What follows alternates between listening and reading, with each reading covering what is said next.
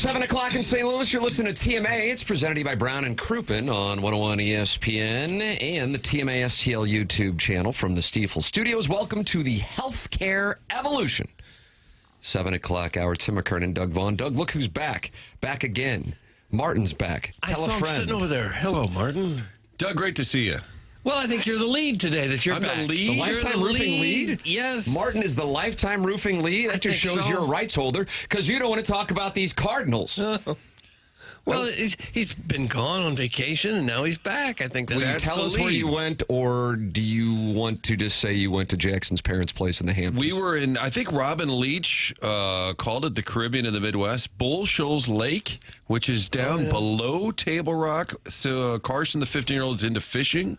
Oh, yeah. And That had to be a delight then. he got to do some trout fishing on the White River, Doug. You ever been down to the White River? No. It is beautiful, actually. That's the STL Today comments section's favorite river. Is that right? Look it up. Steered clear of that Black River is what you're telling me? I No, went right to the no. White. That's what Tim is saying. I went right to the White River. Yep. It's amazing. That is serious Cardinal country down there. We walked into this trout lodge in the middle of nowhere. Giant picture painting of Whitey Herzog on the wall. Is that right? And next to that, he's a really, I guess, renowned fishing guide down there.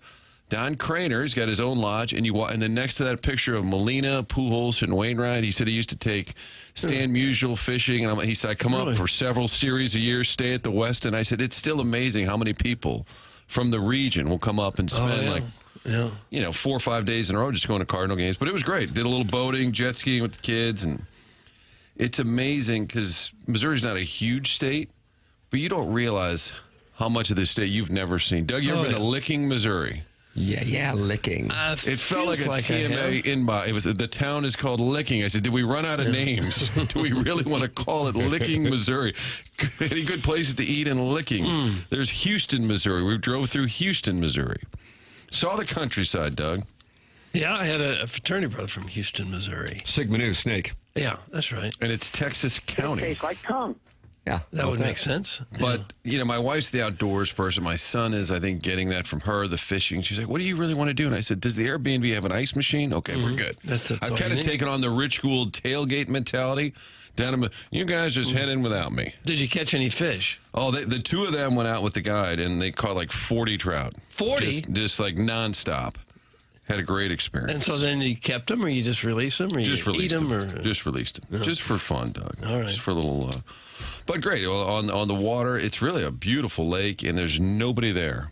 And then I'll videotape me boning the fish. How about that? So that's going to be on the videotape. Should have brought eggs, just to help. A helping hand. Advisor. God, so what did I miss? If you had to recap, Tim, I wasn't gone long, but while I was gone, the Cardinals became terrible, and now we're getting an NBA team. Is that what happened essentially over the last week? That sums it up pretty concisely, yeah. It's half of it anyway. Oh.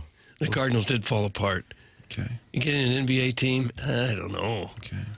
We had Mayor Kara Spencer in on Monday, and I asked her about that, and she says she's keeping her ear to the ground on it. And Papers is monitoring it closely because he would be the play-by-play man. Yep. I like that. Him and Larry Hughes, Martin. Fire up, Really? CB, You guys fire really, up. You really workshop it's a this good quite booth. a bit. I like that. That's a nice It's a booth. great Who's the booth. sideline reporter? Ella Reese. Ella Reese would be great. Can't get Ella It's required Reese. now that it has to be female, so let's see. Can we get Iggy down there complaining about things? Yeah, that'd be pretty good. Oh, wouldn't that be just hysterical? How about Iggy's halftime show? Like Iggy does the halftime report. Like Red Panda? He does some cycling? Well, I don't know if it would be for the fans, but for the broadcast. It would Okay. It'd be Iggy on like a little. He's like the Pat Paris. yeah, like on a little mezzanine. Our little mezzanine. Yeah, like on a little mezzanine heater. Well, he used to do a lot of straight-to-the-web interviews. Yeah. Maybe he should be straight to the Jumbotron instead of the actual broadcast, just yeah, in-house. That could be good. In-house entertainment. Yeah, I think that would be good. I'll work on a sideline Has reporter. Hughes signed off on this? Does he Haven't know he's reached been- out. he Haven't doesn't- reached out He yet. doesn't know that he's He committed to kind this. of needs the money, though, right? Right. been And the looking for- exposure. Yeah. No, exposure. Exposure's invaluable. Let's see. I don't know what this means, but Martin, you made reference to an ice maker. Hashtag blessed.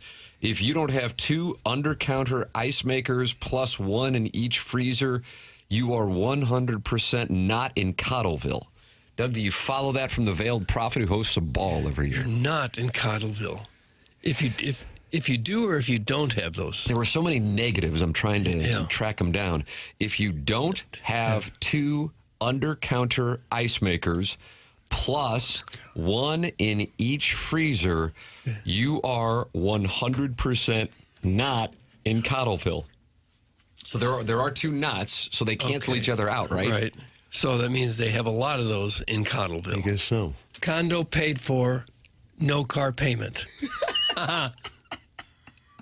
Well done, Papers. Well, The lead? The lead is 37 days until Mizzou football and 52 days until the Blues' first preseason game versus Dallas. That's from the Lone Ranger's sidekick, who doesn't want us to talk about Martin's return or the St. Louis baseball Cardinals. nothing's ever been that funny. I don't know that anything has ever been that funny. Was that from a media? Your favorite podcast?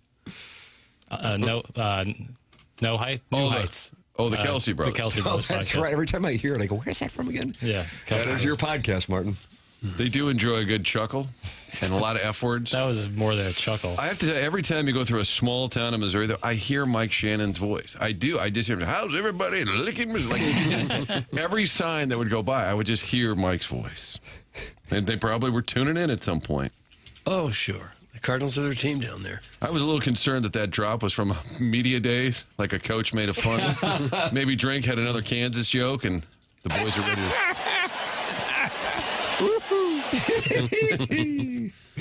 You can talk it over in that Form Energy YouTube chat where friends have already gathered. We're just shy of 7,100 subscribers. Doug gets more. What are you in silver now? Silver chunks, just chunks of silver. Right, your parts. agent did a wonderful job negotiating your deal. Every 100 subscribers. I got what I want. YouTube.com/TMASTL or open up the YouTube app, type TMASTL, subscribe, and all of a sudden Doug will be presented with silver chunks. So that'll be fun on the program in the Stiefel studios. Then you can call in Callier and Thompson phone lines. I think Chairman Steve was on hold for a while, and I forgot about it. So I'd love to hear from him because he is counseling people, especially professional athletes, through how to establish dominance in their relationships. Sasha's in Des Moines, so it'd be fun to hear how that's going. 314-974-0101. And, of course, the text inbox. Jackson's only a few shows away from updating text inbox names next Monday, 314-399-9646. And you can email in for our Design, Air, Heating, and Cooling email today, the morning after at InsideSTL.com, which comes your way on the Polos Plus dossier at 9:45. The skipper, Tony LaRussa, will join us coming up at 8:30 on the appliance discounters, on the Callier and Thompson phone lines. That's coming your way at 8:30. So, Doug, the Polos Plus dossier has been set.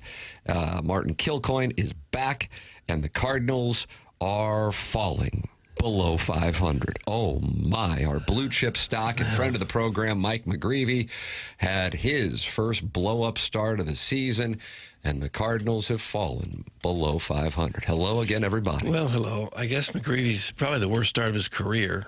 Saw that he had never gone less than 4 innings. Hold him accountable. So, I guess everyone's due one of these every now and then. He's been a model of consistency so far, but last night he didn't have it, neither did anybody else. But you know what? They're just 2.5 out of the wild card. All and quite right. frankly, Daddy Likey. Still right there. And they look good. They look like a playoff team right now. Nice. So let's not lose hope. Maybe in this town soft. Also, they're 2.5 games out of last place. Well, yeah, but That's kind of where you want to be, where you got a wide delta. you want to be like a snake in the grass. So when August and September rolls around, you just jump up and bite. And then they never see it coming. Nice. I think that's all part of the plan. Well, Let's McGreevy's fall apart in July. ERA after that fall apart. Well, that's been the model. Mm-hmm. His ERA after that Arizona start, first time out since the All-Star break, he was at 2.92, and you're starting to think, man, what a year this guy's assembling. Now, after 2 starts, mostly last night's damage, 3.57. Yeah. That took a turn. The Cubs had 17 hits in the game. Whoever the Cardinals put out there got hit.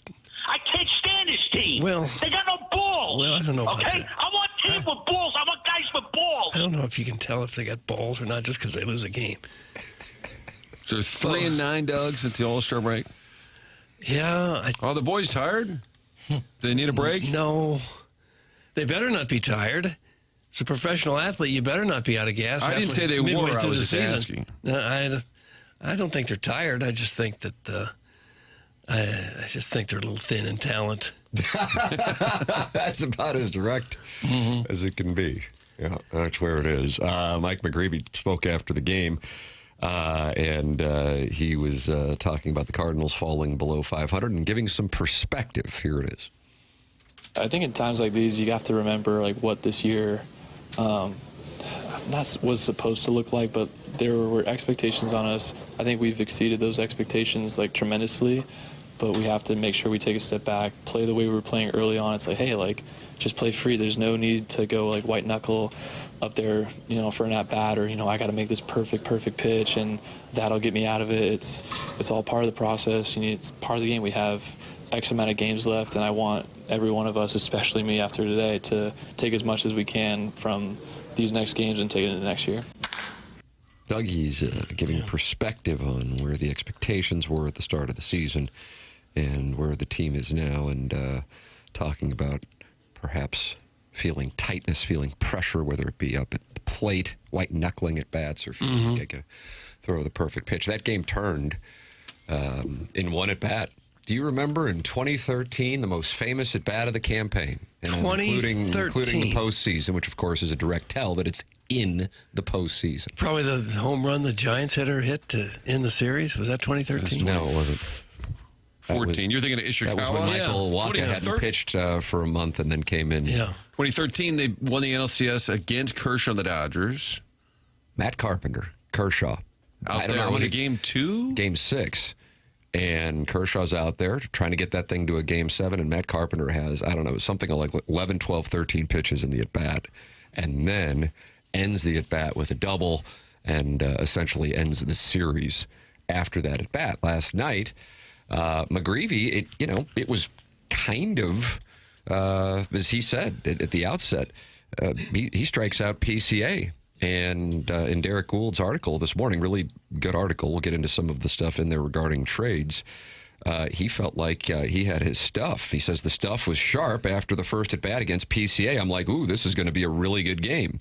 But then it got away from him, and he says the game kind of kicks you in the ass. The turning point was Ian Happ. He was up there with 2 outs and 2 on in the first inning, and he wound up seeing 11 pitches from McGreevy. Pulled one to right, but it hooked foul. Then the 11th pitch of the at-bat was a liner to right field that glanced off Jordan Walker's glove, and that was the 2-out, 2 RBI double, and McGreevy called it a gut punch because not only did they get the 2-out double, but he and the Cubs dugout got to see all of his pitches early on, and that then set the stage for problems in the second inning, and he didn't last. So from that standpoint, that is how something for a guy who usually is right around those 6 innings and usually right around those 3 earned runs, had a blow-up start last night. And then he talked about that last night following the game. All right, hit the lever, please, Piddle.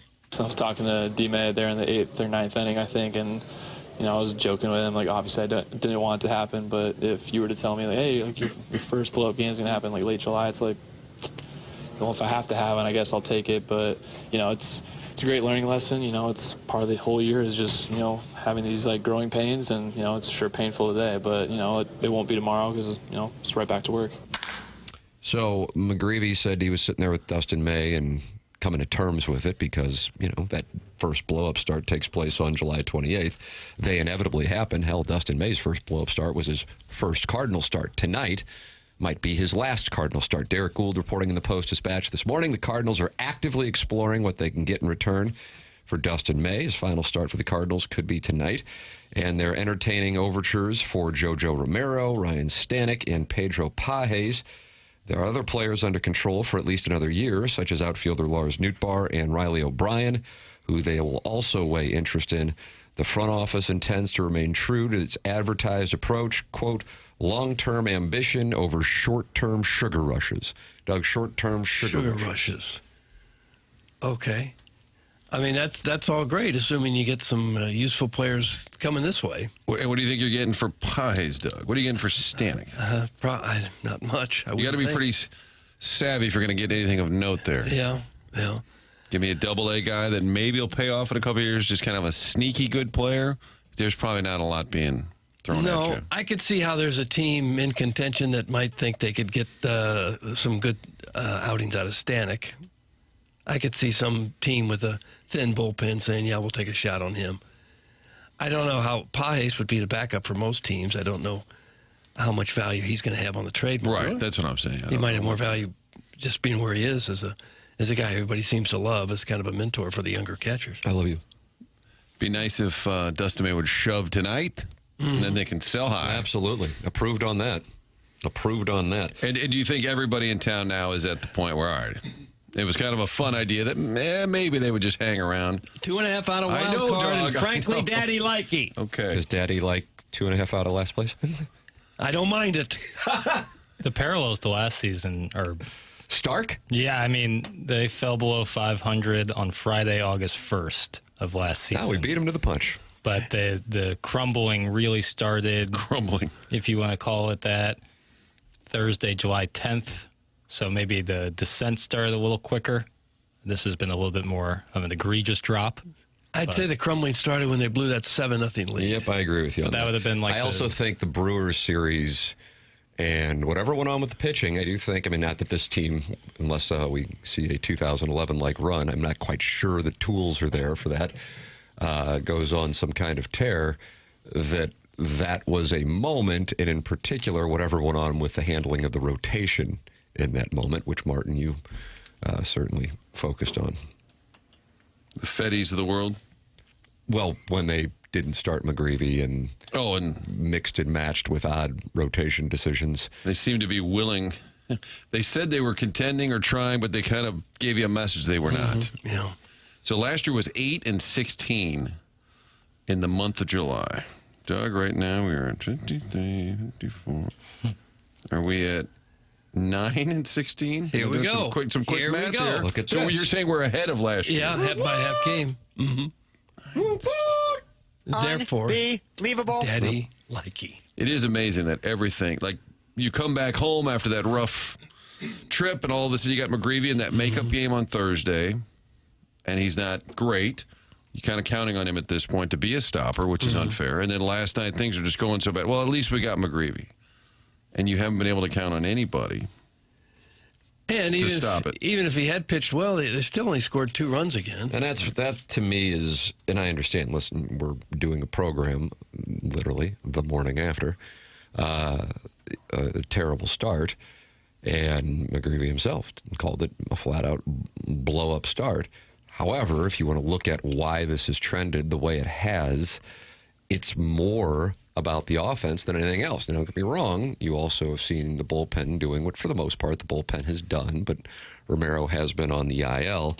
Taking a look at some post-All-Star break numbers, Doug, only one member of the Cardinals, if you're taking Brian Torres and not counting him and his 11 at-bats, since the All-Star break, has an OPS above 650. Weatherholt's at 642. Jimmy Crooks, who only has 20 at-bats, is at 638. Mason Wynn, 629. Jose Fermin, 600. Blaze Jordan, 560. Jordan Walker, circle that one, is at 557. Lars Nootbaar, 548. Herrera, also one that you might keep an eye on as a potential trade chip. Well, he's not doing much, 481. Nathan Church, 310. Nelson Velasquez, the darling of spring training, 220.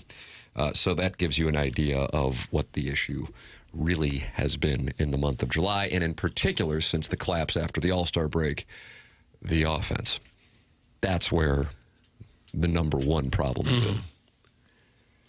Yeah, I think you have to be satisfied, happy with the offense you're getting at first base, second base, right field. And beyond that, not much. They started 40-31 and gone 13-23 since. Well, don't yell at us about it. It's in the 314. Okay. I'm sorry, 618. All right. That was a nice little stat to throw out. See, I'm going to try hard not to call you clueless. Well, Oh, that'll happen about 8:30. 8:30 is when he's going to get a chance to do that when the skipper joins us on the Callier and Thompson phone lines. You can join us on the Callier and Thompson phone lines at 314-974-0101. Text in 314-399-9646. Air Comfort Service text inbox. Open up your YouTube app. Enjoy a cup of coffee and TMA and talk it over with your friends in the Form Energy YouTube chat, like Jeremy Hodge, who's talking to Doug's Closet Hanger, who's talking to Scorsy, STL Chris, and Brad and Weldon Spring, and the Overbearing Sports Dad. They're all in there, and they're welcoming you to join in the conversation and subscribe. And if you can't subscribe, Doug will be presented with silver chunks. just Contractually. chunks, random chunks. That is how you can enjoy the festivities here on TMA, by getting involved or by watching the program and talking it over with other listeners live or texting. And it's the Healthcare Evolution 7 o'clock hour. Look at Jackson Burkett's hair.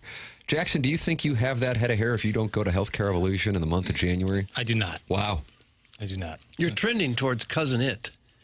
You ever see him on the Addams Family? Yeah, he had the hair all the way down to the floor. Yeah, Trot- big, thick trot- hair. Kind of God, I like would Crystal like that. Gale. Was that Crystal Gale? Similar, yeah. Yeah.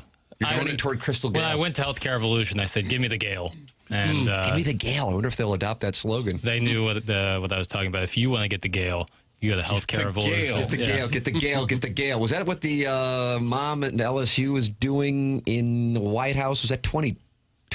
I don't know the years. If Tim. she was struggling with hair loss issues, that's what she'd be singing. Then she'd be singing that tune all the way to Healthcare Evolution right here in St. Louis, Missouri. Don't it make my brown eyes blue? Was Put that off. Was that her biggest? What about your brown eye? No. Oh, God. I'll sit down with my kids tonight. Crystal Gale, I We're believe having one a of casserole. Over the casserole, I'll explain it her to them. biggest hits Casserole. was "Don't It Make My Brown Eyes," plural, Yeah. blue. Right. That's a whole nother story. Right. Well, her real name was Brenda Gale Webb. Is that right? Well done by 19 the marketing department on the Crystal Gale. 1977 hit "Don't It Make My Brown Eyes Blue" became her That's return music. Yeah. her Well, signature song. second hour. So you yes. got a treat set up for the 7 o'clock hour? Well, times are tough. Times are What does that tough. mean? Martin. Times are tough. Meaning you can't play a song? No, I will. Things are that tough? No, I will. Are you in trouble? But you already with- have something scheduled for 7. Right. And once I Interesting. lock that in, Wow. Color me intrigued. And times are tough. well, it's not that interesting. Now it's going All to be right, now it's disappointing. oversold. Yeah. Did you get a haircut Got a since your fade. last? Yeah, since Because you you're last saw me. unhappy with the previous haircut. No, then if you were here when I said that, it's just developed more. Okay, because you said it needed to settle in. Yeah, You know, needed to it's fine. marinate. Yeah, thank you. But Healthcare Evolution, that's who hooked it up. They can hook you up too. She's Loretta Lynn's sister. It's from the 618. Okay, again, I feel like we're being scolded. Is that I right? think the skipper's friends with Crystal Gale. I cannot rule it out. Terrific lady. She's only 75. How about that? Could be a wonderful surprise guest. I put her in the hopper. Healthcare Evolution's online at healthcare-evolution.com. Whether you want to experience Crystal Gale-like hair growth, or you are dealing with an injury and you can't get in to see your doctor for weeks and you are in pain, check out healthcare-evolution.com. Free phone consultations, or 70% off in-person consultations with Healthcare Evolution. And my guy, Logan Taylor, shoulders, knees, back. If you have pain that won't go away anywhere in your body, Healthcare Evolution most likely can provide you with some real answers. Free consultation over the phone, or 70% off your in-person consultation. It's Healthcare Evolution, real answers with same-day pain relief, online at healthcare-evolution.com. That's healthcare-evolution.com. The program's called TMA, and it airs on 101 ESPN and the TMA STL YouTube channel.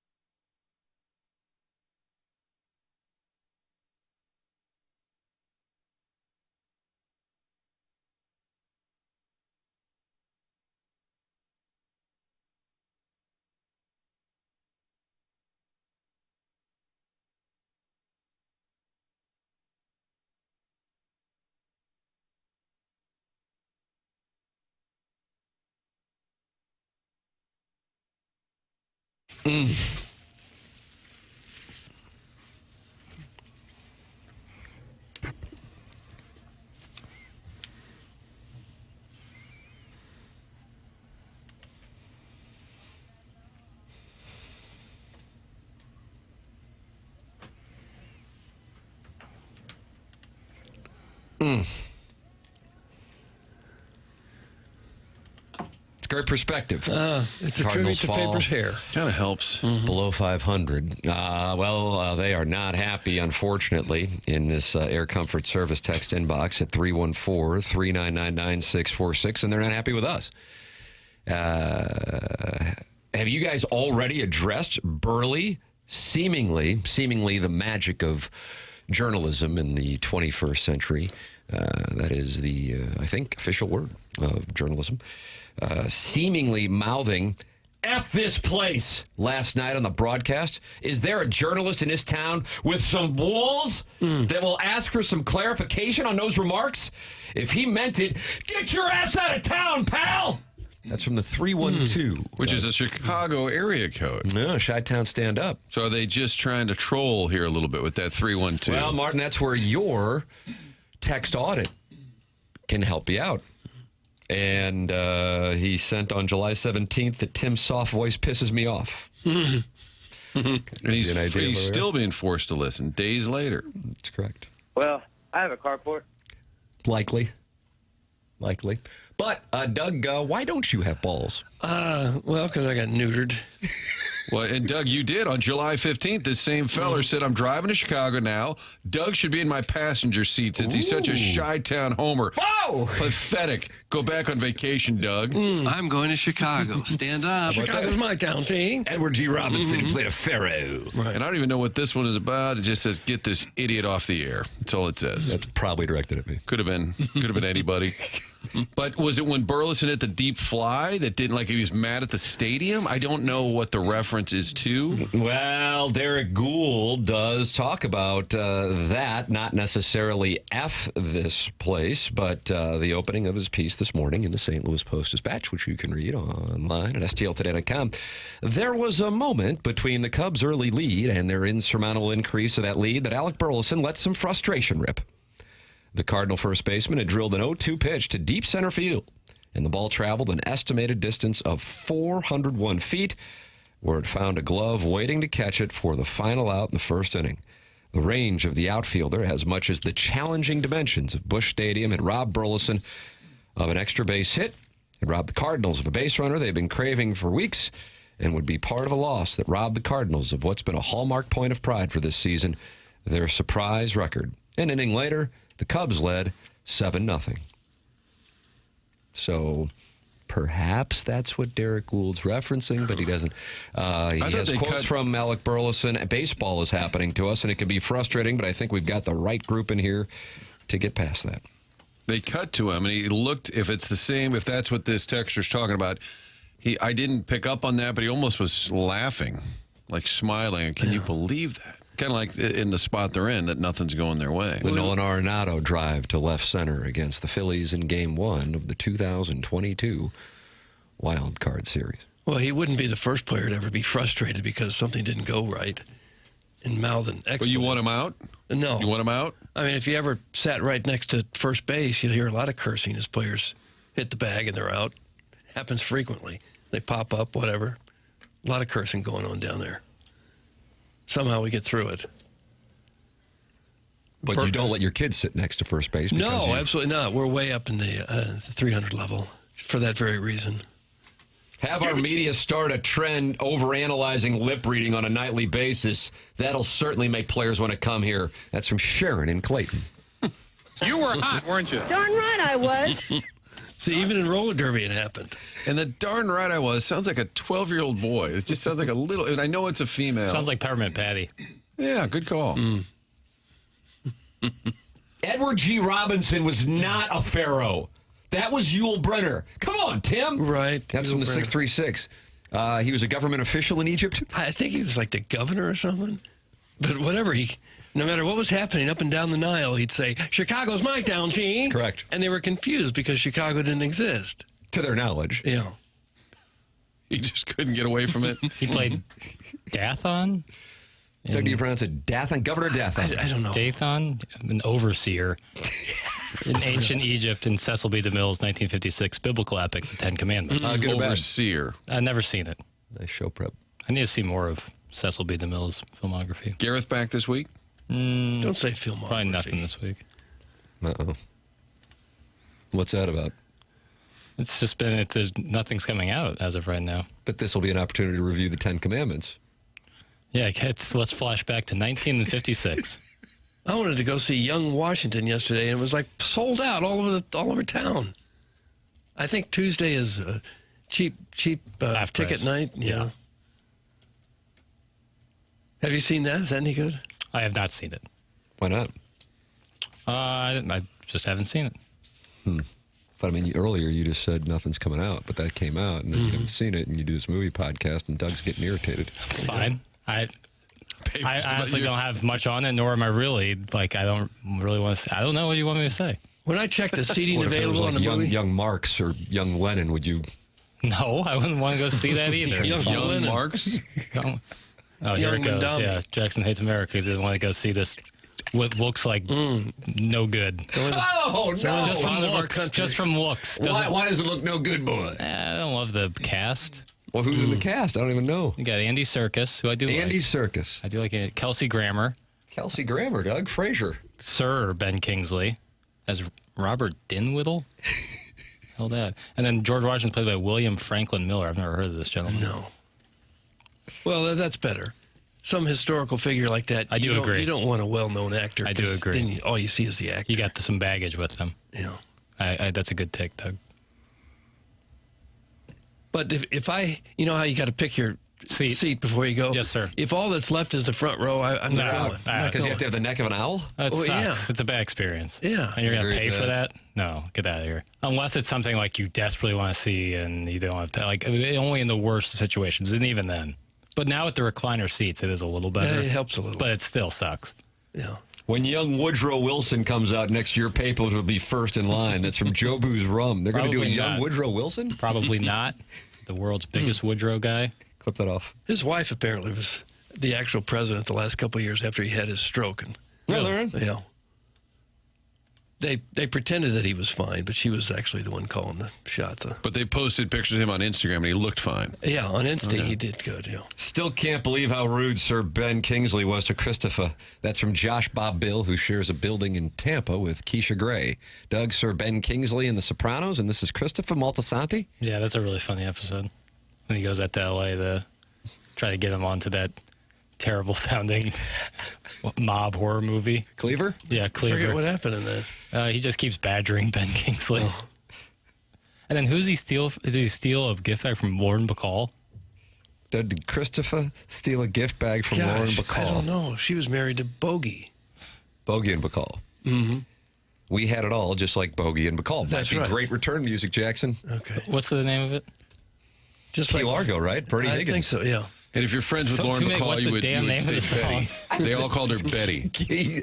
Bertie Higgins sang it, and I believe it's Sail Away to Key Largo. Am I right on that? Okay, thank you. Sail away to Key Largo. You've probably heard that. Maybe You'll not. love it. Okay. They play it all the time down at Tam Ave. I'm sure. But times are tough, so you may not be able to play it on the return. I noticed you did play Crystal Gale, even though you told us times were tough. Yeah, but I was overselling what I was going to play, and it would have fell flat, so I just avoided it. It felt kind of like the Great Depression where we're too poor even to play music. Guys, I'm wife and child free tomorrow night. Pale. Should I go see the Odyssey in 70 millimeter comfortably or front row in IMAX? Thanks. That's from Carlos Spicy Winner. It's actually a good question. I would rather see it comfortably. I think people are overblowing the format in which you need to see the film. Okay. Shocker. Papers refuses to see movies about our country. First The Patriot, and now this. That's from the Caddyshack hack. I've seen a lot of movies about our country. You guys are totally ruining it for the chairman who just started watching The Sopranos. Hello, spoiler alert. That's Sharon Clayton. Doug, Chairman Kurt just started watching The Sopranos. Okay. I'm currently in a rewatch Just last night's episode, a significant scene on a boat. That's all I'm going to say. A significant scene on a boat. That's all I'm sure. going to say. I know what Are you're you going talking in about. chronological order? Oh, yeah, from the beginning. Very beginning. And my wife gets in the bed last night and says, "Can we watch something?" I go, I'm this is what I would prefer to watch. We can start on something new. Started at 4 seasons. You boys watch that 4 seasons? No. Tina Fey. We watched the first season, Steve Carell. So, but I'm kind of, once I get into The Sopranos, I'm into The Sopranos. I think it's the second time I've rewatched So you tell her to it. grab her own iPad. Watch your own thing. Yeah. Watch whatever you I'm a want. little busy Free over country. here. But to rewatch it, boy, that's another commitment of a couple months. Isn't God, it? I love it, though. Yeah, I've I do rewatched too. the Larry Sanders Show probably 3 or 4 times. Might go with Breaking Bad next. Papers, you tell me what to do. You're a movie boy. So much great television on. Amen. I wouldn't mind rewatching The Wire. We just did that. We watched great. it for the first time, actually. It's a great watch, as always. I really think you'd like House of the Dragon. I really do. Really? Yeah, I God, really I'm so do. turned off by Game of Thrones. I know, but the last 2 seasons, that's what threw you off, certainly the last season. But they didn't have any source material. All of House of the Dragon Sappho's? has source material. Any Sapphos? There's some white sprinklings. Oh, What? You know, I don't even know what that means. like paprika on a deviled egg. like when the movie starts, it'll say sex, violence, and you're saying it'll also say light sprinklings. Of Sapphos. Yeah, it says that. I like when the warning comes up and it says smoking. Like, as if, like, kids turn away. Kids turn away. They're smoking a cigarette. Right. And Is like, that Uncle Higgs? And they just turn away. like a clove cigarette, too, like a fake cigarette. That's a warning. I know. Get this communist off the show! It's from the 618. Okay. Well, McCarthyism never hurt anybody. Does ATMA ever have a warning that says there might be smoking? Yeah. There might be a hint of nicotine Yeah. if you listen close. The secondhand smoke. You're welcome to text in as well at 314-399-9646. That's the Air Comfort Service text in box. Call in. Looks like Chairman Kurt is engulfed, Doug, in a conversation where he is not talking, but he's doing a lot of listening. Somebody might not be happy on the Callier and Thompson phone lines. Could be a take, Smith. At 314-974-0101. I'm going to grab my phone because if I don't have my phone... Nothing doing. A pitch out, nobody going? What was just going on over there? Steven Time called and just wanted to talk to me. Oh, Steven Time. Yeah. What's Steven Time got going? It's his brother's time. What'd you say, Doug? We're taking personal calls now. I am. If you'd like to call Kurt, call this number. If you 314-974-0101. call a different number. I don't want to do any spoilers in case it's good, but he said he emailed you something. I got it. I didn't listen to it. I forwarded it to Jackson. I let Jackson be the judge and the jury. And I'll let the audience be the judge and the jury. Okay. Do you want to play it? It's probably better as return music. Doug, there you go. What's it about? Well, it's I don't know what to tell. What? I don't want to spoil it. Like it's What's It's going a on baseball here? song. It's a football song. It's a TMA based. Why don't you just be patient and wait, Martin? Jesus. It's time to leave again. Back down to Bull Shoals. I don't Coach know. Cornfeld was texting in. What's Coach Cornfeld got going? Loves the water at Bull Shoals. I think he's kind of an outdoors guy. He's a big lake guy. I know that. Says it's the clearest water he's ever seen. Really? I hear Montana has a lot of those lakes where you can see right to the bottom. It's kind of nice. Yeah, that's cool. Little less Watch spooky. Justified, Tim. It's an excellent show. That's from Randy Character. Not Randy Carricker. It's Right. Randy Carrick. Could be related I suppose they could be with a related. name that's similar. His characters say, "Thank you, sir." Justified. Doug, have you watched Justified? No, I haven't. What's that about? I'll yield the movie boy. Is this a film, Jackson? It's A television show. It's a Western. I've never seen it, but Does it intrigue you? I've heard good things. Is that right? Good cast. What network? Timothy Olyphant, Walden Goggins. It was a. Oh, and he did Deadwood as well. And, of course, yeah. The Girl Next Door, which you refused to watch. Yeah, it was a FX show. Okay. It was from Kind of like the. The Bear. Yes, it was from the mid 2010s. All right. Doug, there's another one for you to watch. Yeah, I haven't seen that at all. But I'll try to get on it if it's that good, I guess. My Sibian fell off my roof rack again. If someone is driving by Spady and Conway, please pick it up for me. I am heading home, and I'm going to have to use my old one. It's a stick shift, so it's a little tougher to handle. That's the self-made stay-at-home Ladue mom. So, Doug, there is a Sibian that is at the corner of Conway and Spady right now, and she High is rent looking for district. somebody to Right by pick that up. Villa. Not far from Grassi's. mean, that would literally be at Villa. How great would it be to get a meatball sandwich, they got great fries at Crossie's, and then pick up the Sibian? Just on the side of the road, like roadkill. You scoop it up, put it in your trunk. Sometimes people will leave their furniture out on the side of the road. Do you think anyone actually grabs it? No, they don't leave it there. It falls out of the truck. Like a Sibian. No, but sometimes they'll say, like, take me. Like not on the highway. You're just talking like in on front a of the road. home. Yeah. And people do it. You write free on anything, it'll be taken. Do you think? Uh-huh. Justified is good, and Timothy Oliphant is hot in it. That's Sharon and Clayton. Sharon, have you seen Timothy Oliphant in The Girl Next Door, which I think is the best film of the 21st century, but Jackson refuses to watch the movie? I watched half of it, and it wasn't doing that for me. Alicia Cuthbert, bruh. I know. I'm aware of who's in it. It just didn't speak to me. Speak to me. Tell me what you see. Think about that. Timothy Oliphant is one of those names you hear all the time, but you couldn't really pick him out. I couldn't pick him out of a lineup. Sharon says he's on. I think I could. I've seen him in a lot of things. From Hawaii. Is that true? Went to USC. Nice. Fight on. Entourage? Was he in Entourage? I believe so. In what capacity? Problematic guy, and somebody stole his toothbrush, I think. Oh, no. Yeah. I'd like to be the writer that submits that. No, that's Hey, what do you got over there? It's Curb. Curb. Somebody's enthusiasm. Yes, they go to the wedding. They have That's the wedding what I'm right in thinking Mexico. of. Yeah. Guys, when Tim sings, it tingles. That's from Steven Time. And we're going to hear Steven Time's really performance, I guess. Apparently, it's return music. That's coming your way. Tony LaRusso on the Polos Plus dossier at 8:30. The Design Air Heating and Cooling email of the day at 9:45. Send yours in the morning after at InsideSTL.com. Design Air online at DesignAirService.com with Seth Goldcamp. Doug, how about these temperatures? Martin, were you dealing with intense heat down at Bullshoe? There was about 3 days of just brutal. He stepped outside. Okay, that's enough, kids. Fish Stay still inside. biting? Were the fish biting when it was really hot? Well, when cars, he would do some stuff off the dock. That's a tough go. And you got to get up early. Like that trout deal, we were up at 6 a.m., Doug, hitting the road, the fog on the river. Pretty cool, though. You got to get up early. It's true. Get the fish. Yeah, it was hot as hell.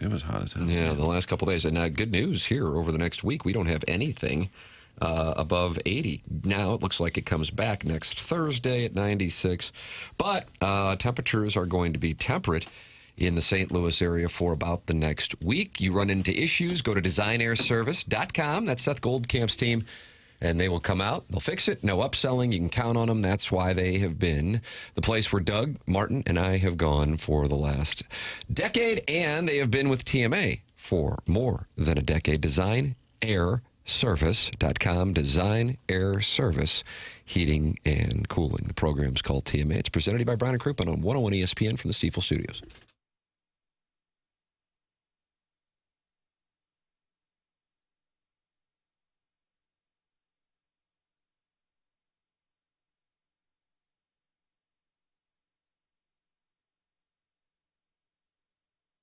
FlyMidAmerica.com. That's the website to head to book your next flight. If you want to go down to Florida, they go to so many destinations right out of Mid-America's St. Louis Airport. You want to go down to Lauderdale, Fort Myers, Orlando, St. Pete, Destin, you name it.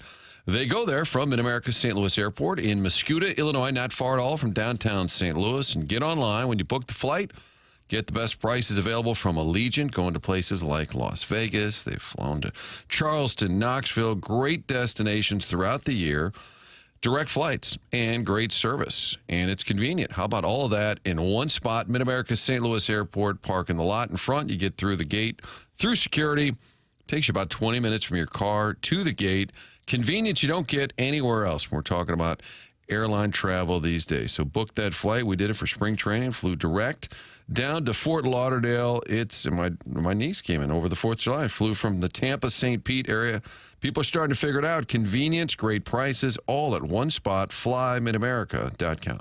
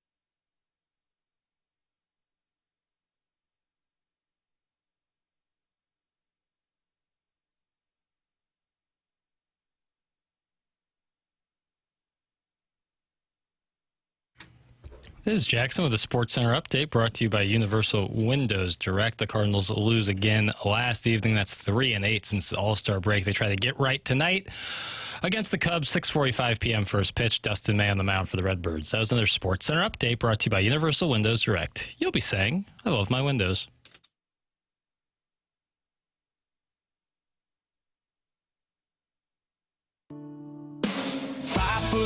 Texting pictures of my girl, praying Tim will read my text and rock my little world. Sitting on the couch with a helmet nacho in my hand, thinking I'm a legend, but I need a better plan.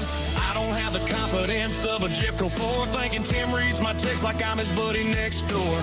Checking every segment, waiting for my name, but Tim only reads his friends' text. That's a teammate game. No more Make-A-Wish calls coming through the show. No more long-time listener begging for a hello. Don't be sharp and soft like the media in this town. At Team A Man Camp, we're building warriors now. We don't kink shame, boys, that's not the way we roll. But nacho cheese ain't toothpaste, that's where we draw the goal. Wipe off the helmet nachos, put the cheese away. We're making men at camp starting today. Hey, hey, welcome to Team A Man Camp. Where Is this Brantley Gilbert? I thought maybe we'll get you Fred off Shelton. the couch and teach you how to walk a mile parade. Hey, burn the jorts, burn the ad-ones, leave those excuses behind. You're still a confident guy, hey, even when Tim skips your line. So it's about life in the inbox. Life in the Air Comfort Service text inbox. Hoping to be Chairman read. Kurt, is this your handiwork or is this Steven time? This was what Steven time was calling to talk to Chairman Kurt about. Oh. He emailed it to me this morning. I forwarded it over to Papers. Yeah, he sent it over. And they got Blake Shelton to sing it? I don't believe so. No. Brantley Gilbert. I don't really know whose voice that is. Boy, it's good. You like it? It's for TMA Man Camp. Mm-hmm. Martin, I guess you missed out on that. We're going to have a new summer camp, TMA There's Man going to be a Camp. man camp? Yeah. What does this show know about being a man? Amen. I think we could maybe parlay it in with that float trip. Ah, do them both. Boy, I didn't think I could be more out on the man camp, but here I am. And then there was a football league or something, Kurt? Chairman Kurt told me off air I dropped a big pass on 4th down. Yeah. Chairman Kurt has created an entire TMA University, which is up on the TMA_STL Instagram account, of hosts, producers, listeners of the program who are on the football team. He played an entire season with this team. They got to the national championship game against Virginia.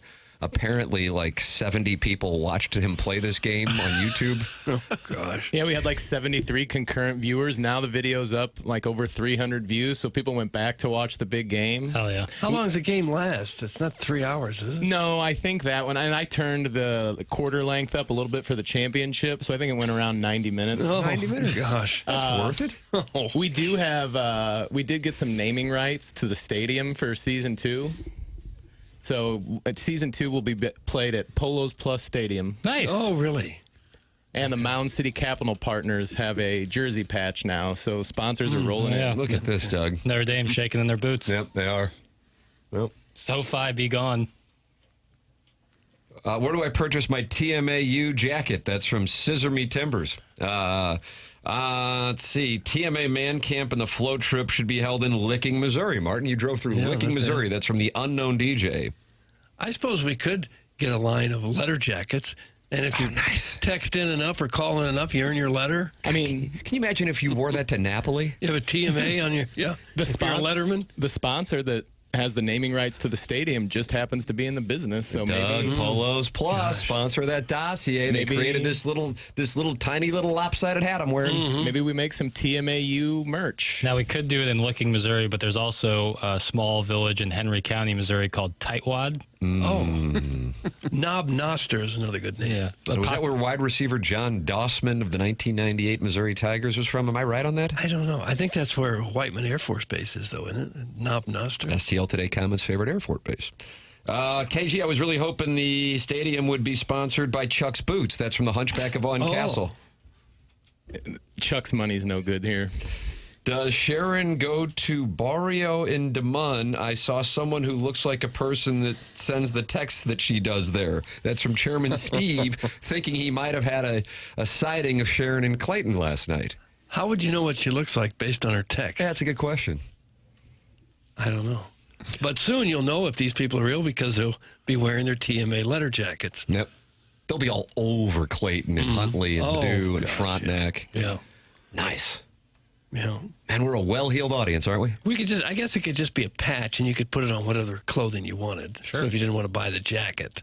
Your boy shorts? Needlepoint belt. Doug, the lipstick lass, who we actually know is a real girl and is actually legitimately attractive, just texted in, should I be gathering the cheer squad? Wow. God, you're going to have thousands of St. Louis area ladies wanting to be on the TMA University cheer squad. I like a little, hardcore. You do, like a dirty. Oh. It's refreshing to see rich white women. I thought of JR, or Jay Jr. when passing the Sullivan eggs, and I wanted to ask the Deus, did he commute, or did he live down there? No, he lived out there. Because I would say that'd be a hell of a ride. Yeah, he lived out there. Wow. I can't take Notre Dame seriously until Marcus Freeman stops painting his hairline. That's from Eric in the Central West End. You think that's painted? Who also says that people tell him he looks like Timothy Oliphant. Oh, of course. Nice. You think that's a painted hairline? No. Guys don't do that, do they? Paint their hairline? I might come in tomorrow with one. Carlos see if you can tell. Carlos Boozer had an unfortunate situation. Did it start to drip down? He painted his whole bald head. Oh. And if you're playing professional sports and you sweat profusely, would that not be an issue? You should look up Carlos Boozer hair. It's really tough. I was already looking up Crystal Gale's hair. Now I'm going to look up Carlos. Well, these guys that have all the money in the world, why don't they wait till the offseason, get a hair transplant, and no one would ever know? Braun did it. He looks like he's got shoe polish. Yeah, basically. Oh, my. He told a story about it. I can't remember. He told it on All the Smoke. But Doug, did you hear All the Smoke? No, missed that one. It's with Is Matt it Gilbert Barnes. Arenas? No, it's Matt Barnes and Steven Jackson. They had Eric Davis on there. Did you see that? No. Former Cardinal. For one season, Martin? Maybe 2 seasons? Gosh.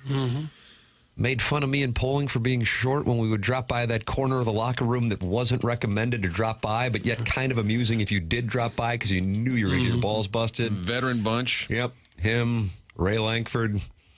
Look at you two. How'd you get so small? Damn. I don't know. I don't have an answer to that. Trust me. If I did, I wouldn't be in it. Small. What a great question.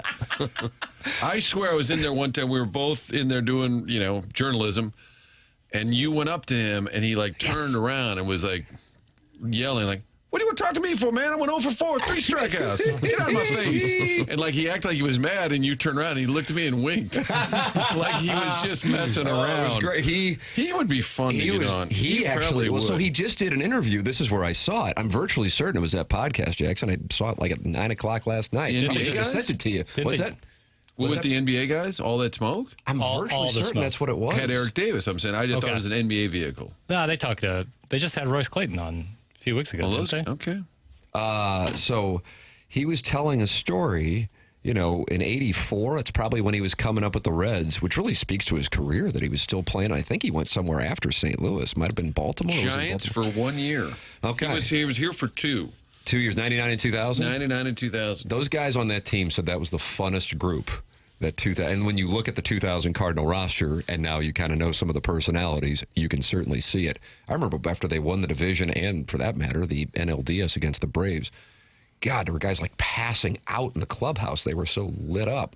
But anyway, Davis was telling a story of how he was in his rookie year, and Willie Stargell was kind of warning him about some of the off-the-field fun and games that a baseball player might run into with the ladies, Doug, and was telling him a story that every time you leave a lady, always make sure that you leave her $100 because that way she would be considered a hooker, and that was how they would never tell the story if you were to give them the money, and that was Willie Stargell's counsel.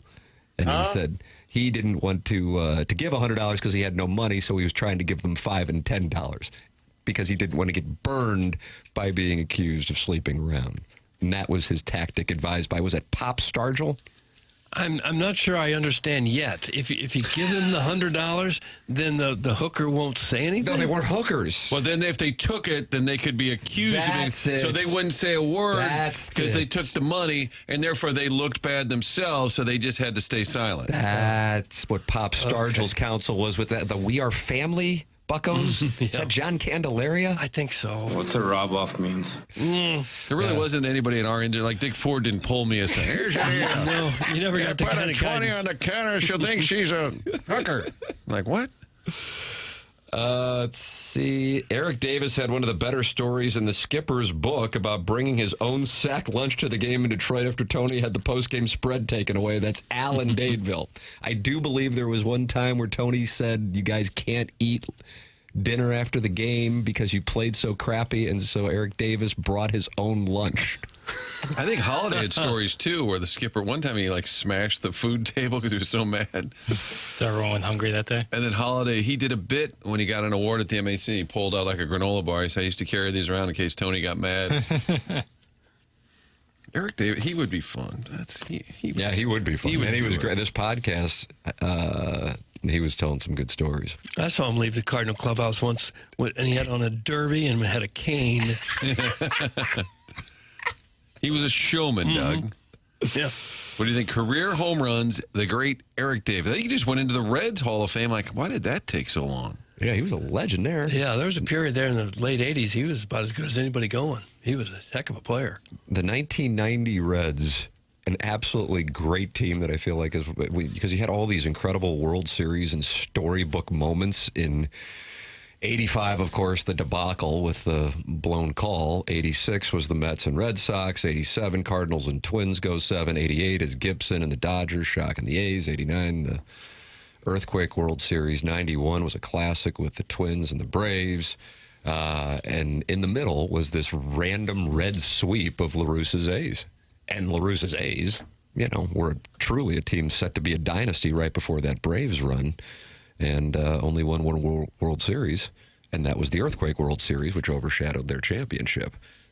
But Davis was the guy. And then a decade later, he's here and part of a Cardinal team that I know those guys thought that was a world championship team. But obviously you had the Ankiel situation. And if I'm not mistaken, was it Pat Henkin who LaRussa had a jersey of in his office? For years. And he was tasked with stopping the Mets in Game 5, and it didn't work out. Were you at that game at Shea Stadium? I bet one of you had to have been there. I believe I was. Because I remember the introductions.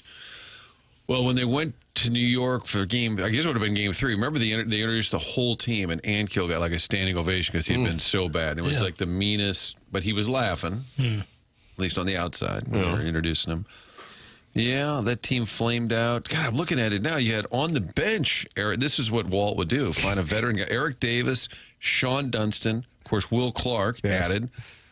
I mean, these guys are on the bench. Eric Davis, Sean Dunston, Will Clark. Polanco didn't play every day. Craig Paquette, friend of the show. Pokey. I was there at that series. I think that's right around when Mel Carnahan was killed. It was that night. It was that night, as a matter of fact. That is correct. I remember watching the 2 Fox coverage of that one. Wow. Yeah, it was that night. I recall they brought in Ankiel one of those games, and he was warming up between innings and threw another one of his famously wild pitches back to the screen. Almost hit Mr. Met in the head. Almost hit him. And I asked him about it after the game because that was what I found the most fascinating thing about the game. And Ankiel, all he said was, "Yeah, got to be heads up back there." Good lesson from Mr. Met. Guys, Eric Davis had a 162-game stretch between 86 and 87 where he hit nearly 50 home runs and stole nearly 100 bases. It's from Uncle Wally's plastic ear. I'm stunned to read here he was only an All-Star twice because I remember him as one of the premier players of his era. Childhood best friend of Darryl Strawberry. Oh, was he? Yeah. SoCal guys? Yeah, South Central guys. South Central. Doug, was How to Survive in South Central on the Boys in the Hood soundtrack from 1991? And was that Ice Cube? O'Shea Jackson. I missed it. I don't know. Guys, 2 acquaintances of mine just got rolled by 2 hookers in Nashville last weekend, so everybody be careful out there. That's from Starfish Street. Talk about heads up back there. When they say get rolled, does that mean they took all these money? Jackson, when you get rolled by hookers, what happens? You ever seen that Seinfeld episode where George meets a woman on the subway, go back to a hotel, she ties him up, he thinks it's going to get all, we don't kink shame around here. Next thing you know, she walks out with his wallet and all his clothes. No. That's what I imagine being rolled is like. Okay. Well, how do you get out of a situation like that? Tough spot, tough putt. Got downhill 12 feet, left, right. Probably make a lot of noise. You think so? We'll try to get housekeeping. And then the law shows up and you say, well, I was just here soliciting these two heres. No, it's like someone stealing your drugs, your SOL. Call the police. If you work in housekeeping at a hotel, how often do you think you stumble into a situation like that? I'd say if you work a 10-year career, you probably see 2-3 situations similar to that. But it depends on what hotel you're working at. If you're working at the change the linens, Biltmore, this guy tied up. Yeah, if you're working at the Biltmore or the Ritz, you probably don't see that all that often. But if you're at some of our seedier options across the country, more so. Right. Any hotel where someone's How like... embarrassing would that be? Yeah. At that point, though, you're just looking You just want to get out of it. Yeah, you're just trying to reset, like McGreevy after that blow-up start. You're just looking to put in work the next day. Doug, a friend of the program and my former roommate at the University of Missouri, home of the Fighting Tigers, the 2026 national champion Missouri Tigers. Matt Poling texting into the program. He works down there at that City SC, who's on a heater, Martin. That's another thing that you missed out on. His responsibility at the Cardinals, he's a young man, one of them was to get the Cardinals to catch the first pitch.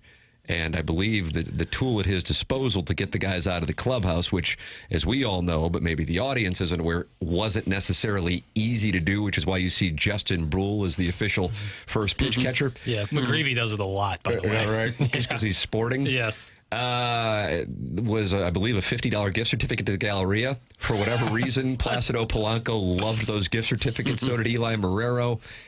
Early on in the campaign, Poling went up to Eric Davis and asked him if he'd be interested. And Poling has texted in this anecdote. Eric Davis said he doesn't get out of bed for golden gift cards unless it has $10,000 on it. So the $50, they were far apart in the negotiation. Right. I like the idea of a pro ball player really winning that Galleria gift card. Part of Davis, too, is his voice. He just kind of had this funny, get out of here, dude. What are you talking to me for? He would have been a good stand-up comedian. So just 2000 with the Redbirds? The 99 and 2000. Okay. Well, ask the skipper about Eric. Yeah, coming up in a half hour, Tony Lewis I wrote down. Us I wanted to ask Tony a serious question about the stadium dimensions at Busch Stadium. Like we were talking about Burleson being potentially upset. We know Arenado dealt with that because they were there from day one. I wonder how much it was a topic. How Busch Stadium plays, tough on hitters. And I'm adding Eric Davis with a cane. Let's see. Yes. Yeah, we got two big things to ask the skipper. And he's got a golf tournament this weekend, right, Papers? And Dave Stewart was on he's with Dave Stewart on this. Dave Stewart was on the Tunnels yesterday. to Towers Foundation to 9/11. Yeah, it's the Annbriar on Friday. Oh, Annbriar, glorious. Yeah, glorious. Weather should be real nice for it. Is that right? What's the forecast looking like? It's looking like low 80s. I mean, there's a chance of precipitation, but it's kind of, 60% chance of rain possibility, but 85 is the high. So as long as the saturation stays low, it could be really nice. As long as the saturation stays low. Well, and then Saturday, high is 75.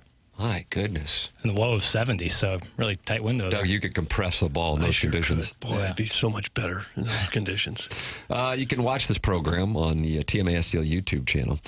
251 friends are in there doing it right now, like Saint Lunatic, Mandrake, and Doug's Closet Hanger. They're all in there talking it over with Jeremy Hodge and the Huntley Hot Wife Hunter. And he is on the hunt for hot wives. So if you are a hot wife in Huntley, you will find him. He's just driving up and down Lindbergh, Doug. I guess in the Frontenac, Huntley area there. It doesn't take long to patrol. Yeah. Oh.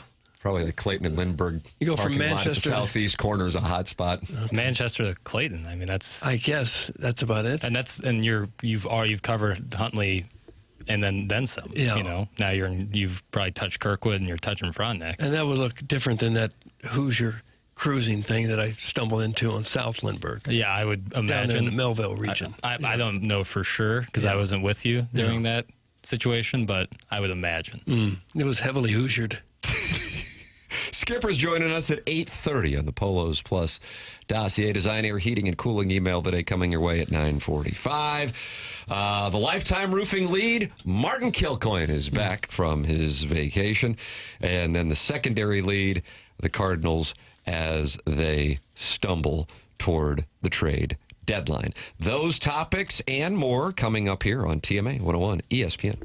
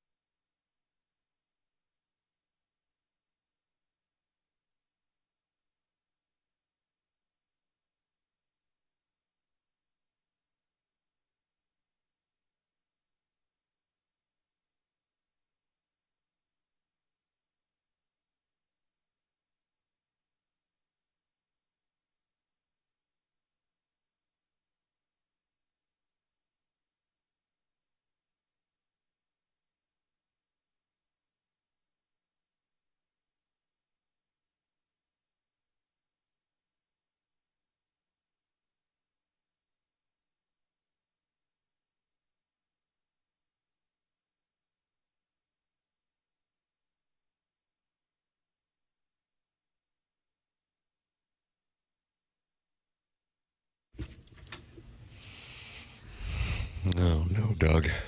July in St. Louis.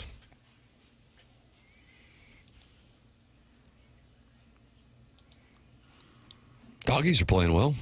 3 in a row? Way more than that, bro.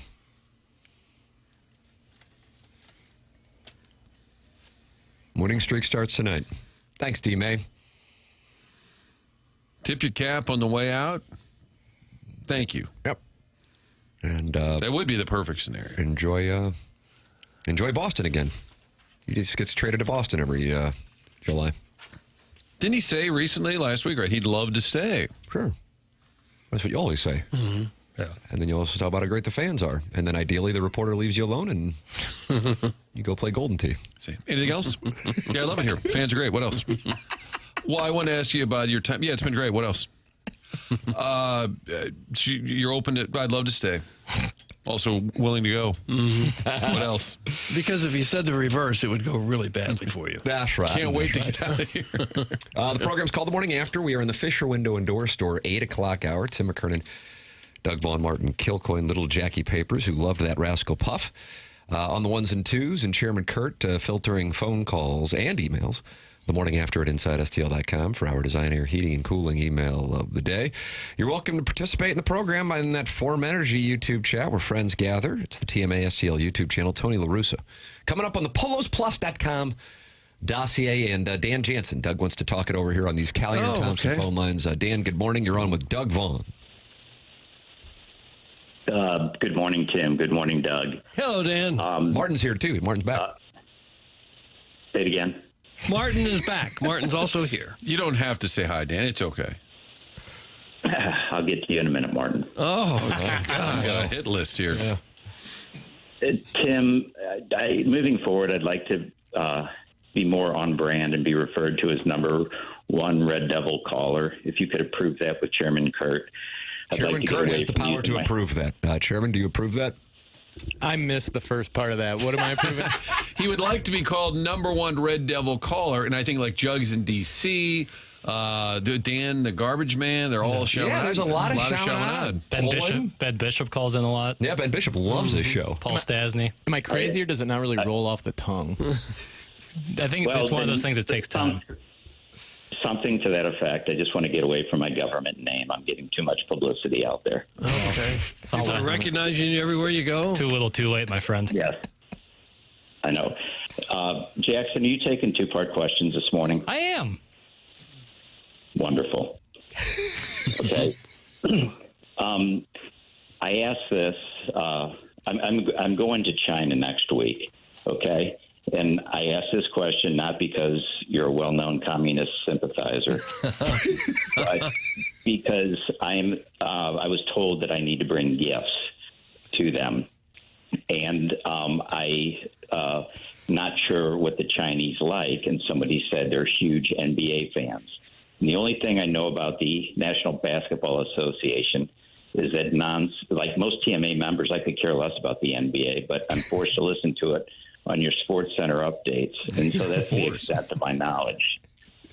And so I would like a suggestion, a recommendation for NBA stuff. I have something, but if there's anything else. The other suggestion was to get something like St. Louis based. And I thought about getting something that has the arch on it, but Martin called the arch the belly button piercing last week, so I decided not to do that. Well, that actually wasn't me. Brandon Walker. Oh, yeah, well, right. So, so what I did is invested in a Jason Tatum jersey because he's from St. Louis. He is, I guess, one of the better players in the NBA. Yeah. Yes. How can the Blazers not want to move here? Yeah. He's also a Chaminade alum, so there you go. Yeah.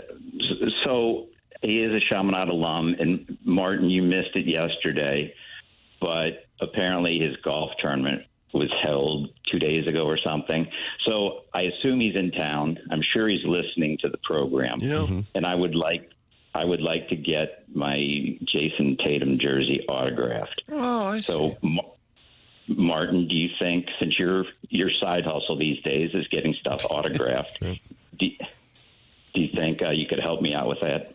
Okay, so you have a Tatum jersey and you'd like it autographed. Yeah. Is this for charity? Because that's always the key. For the China trip. No, it's truth be told, it's not for charity. Okay. But I can do something in trade if you'd like, since you're a quasi-fraternity brother of mine. Okay. Oh. It's a Phi Alpha reference, I think. Well, I got a long list of things to get to, but I can add it to the list. I'm trying to get a hold of Crystal Gale, and next to that, I'm going to get a Tatum jersey signed for. But I'll tell him it's Red Devil caller number 1. Did Poling go to Chaminade? Yeah, that's what I said. Okay, maybe. Oh, you did. Well, maybe he can help. Can I pass along the request to someone else? Poling, you got a request coming in from fellow Chaminade guy, number 1 flyer phone caller. Guy. We're not giving names. Red Devil. Oh, yeah, Red Devil. I changed that back when I was running the show in '83. Running the show. Okay, we've been here a long time. We good? Not this show, the Chaminade show. Okay. All right. Well, good luck on the trip to China. I appreciate that. What are you doing in China? What are you doing there? We're running out of steam here, Doug. I've told you, gentlemen, in the past, I'm in the coffee business, and I import commercial super automatic espresso machines from China. Oh, okay. All right. Well, enjoy the trip. Doug, you want to slap any tariffs on them at this point? I might. If I don't care for the pricing. Jackson, one last thing. Oh, sure.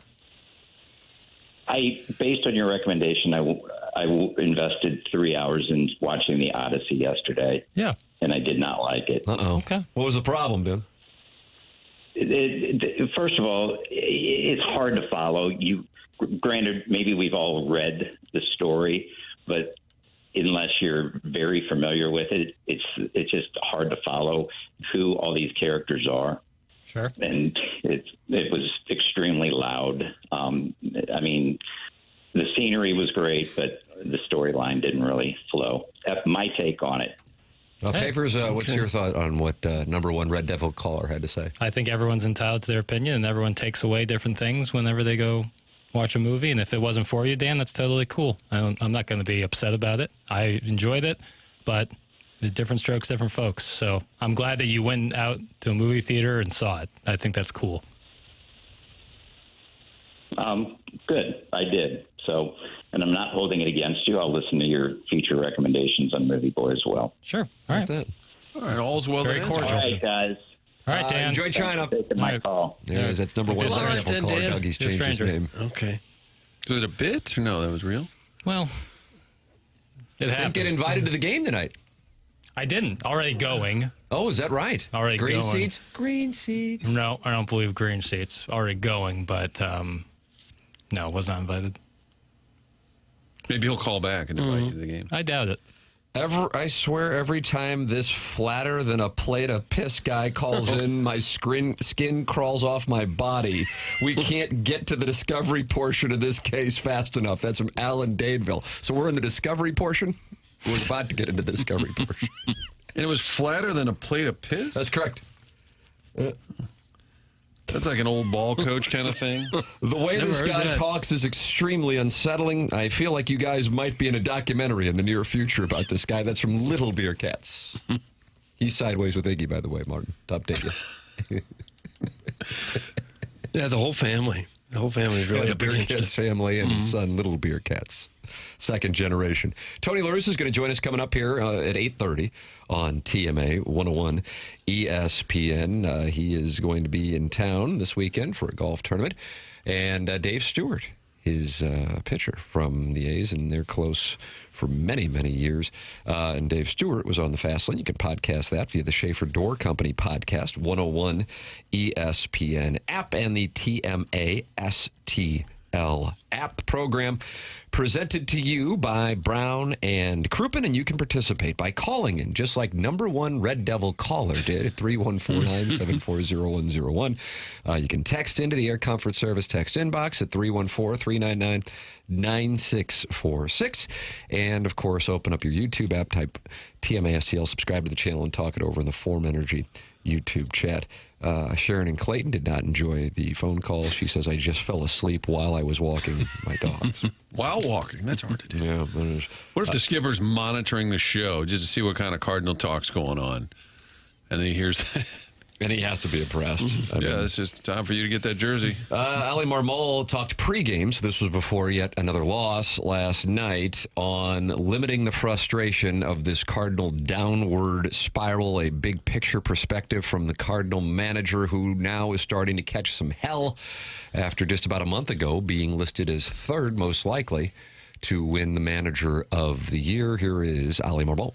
This is one of those times where it's easy to, right? And especially you start off the season playing a certain style of baseball, and then it starts to kind of turn a little bit, and keeping the focus where it needs to be is by far the most important part of my responsibilities and the staff's responsibilities when it comes to finding those points of frustrations and making sure that we're not wasting opportunities to teach, because that's what those are. And getting frustrated does no good. We have to see the game, see the opportunities, and find ways to allow that to grow this group more than anything.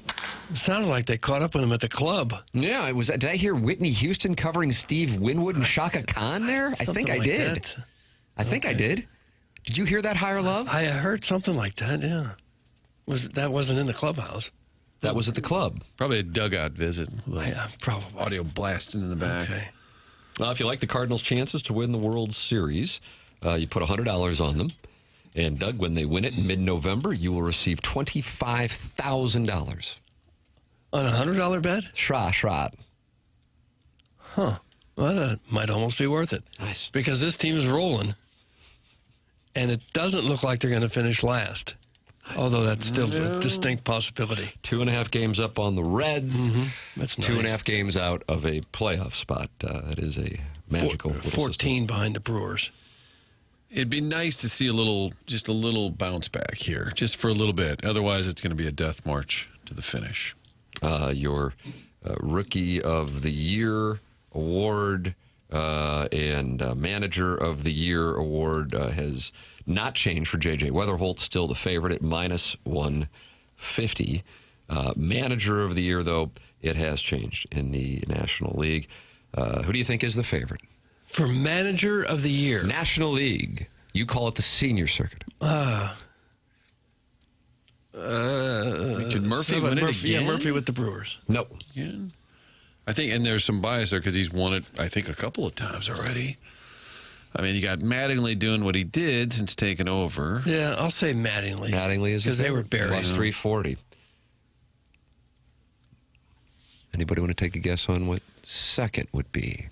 Second place Manager of the Year? According to the odds right now. It can't be Dave Roberts. And our guy in Miami's fallen off. I mean, the team has fallen off. Yep. Wasn't McCullough up there a couple weeks ago? So he's now plus 850, right, and he's so that's eighth dropped in the standings.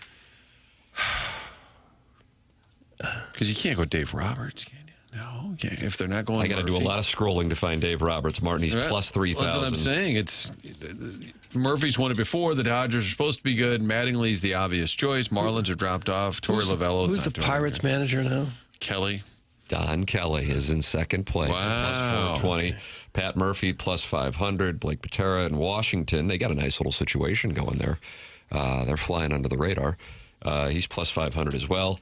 Then you get to Ali Marmol, plus 550. Walt Weiss, plus 600. McCullough with the Marlins, plus 850. Council, plus 1,300 with the Cubs. There you go. Doug, now you've been briefed. I'm a little bit surprised that Weatherholt is the favorite for Rookie of the Year when you see what Sal Stewart's doing with the Reds.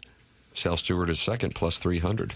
He's got a lot more home runs, 22. He's got a lot more RBIs, 79. He's hitting, I think, higher average, 254. What's his WAR, bro? Because all that matters is WAR, bro. 1.5. And what's Weatherholt's WAR, bro? I'd have to check that. I don't know. I'm looking at Stewart's numbers at the moment. WAR, bro. I enjoyed the Joe Buck speech, 4.1. Cooperstown. I don't know if you guys talked about it, but he said... Yeah, we played it on Monday. Okay, because I enjoyed when he said, I like watching a game and not hearing about OPS plus exit velocity. He said, the old days, 2016, it is true because you can't even say WAR now. Oh, it's WAR minus FIP. Yeah. Plus, which I know doesn't make sense because pitcher, but I agree. You can't even look at the stats anymore, Doug. That doesn't mean anything. No. It's people trying to act like they know more than the last 150 years of baseball observers. Doug, you're getting yelled at about not paying attention to WAR in the text inbox. Sure. Would you like to apologize? No, I will there not. it is. I will not. If a guy has better offensive numbers, to me, that makes him a better hitter, regardless of what the WAR says. Sal Stewart was an all-star. That's from the Lone Ranger sidekick. Yeah, he was. Tony La Russa, who also I don't think enjoys those metrics, is going to join us on the other side of the break coming up here on the program. That's on the Polos Plus dossier. At 9:45, we'll have the Design Air Heating and Cooling email of the day. Martin, could you tell people about Design Air? That's Seth Goldcamp. Love talking about Design Air. Last fall, we needed a new HVAC unit. Met with Seth's team. They spell out all the different options and tell you the technology that's changed over the years. Got the installation done. Professional. What a great team. Was that Joe and Joey we had? I think we did. We had the combo there of Joe and Joey. That's right. Not a single problem. But, if you have any issues, they're going to stand behind their work. They've been around for more than a century. Family-owned and operated, St. Louis-based. Designerservice.com. That is the website where you can get signed up for a regular maintenance program, which means any issues. Doesn't matter when it happens, you're going to be taken care of. That's really a smart thing to do that way in the wintertime. No surprises, summertime, same drill. Designerservice.com. Get signed up there. The company that's been loyal to this show, and you can show your loyalty by signing up for that maintenance program. Whatever your needs are year-round, such a professional, awesome team, great employees.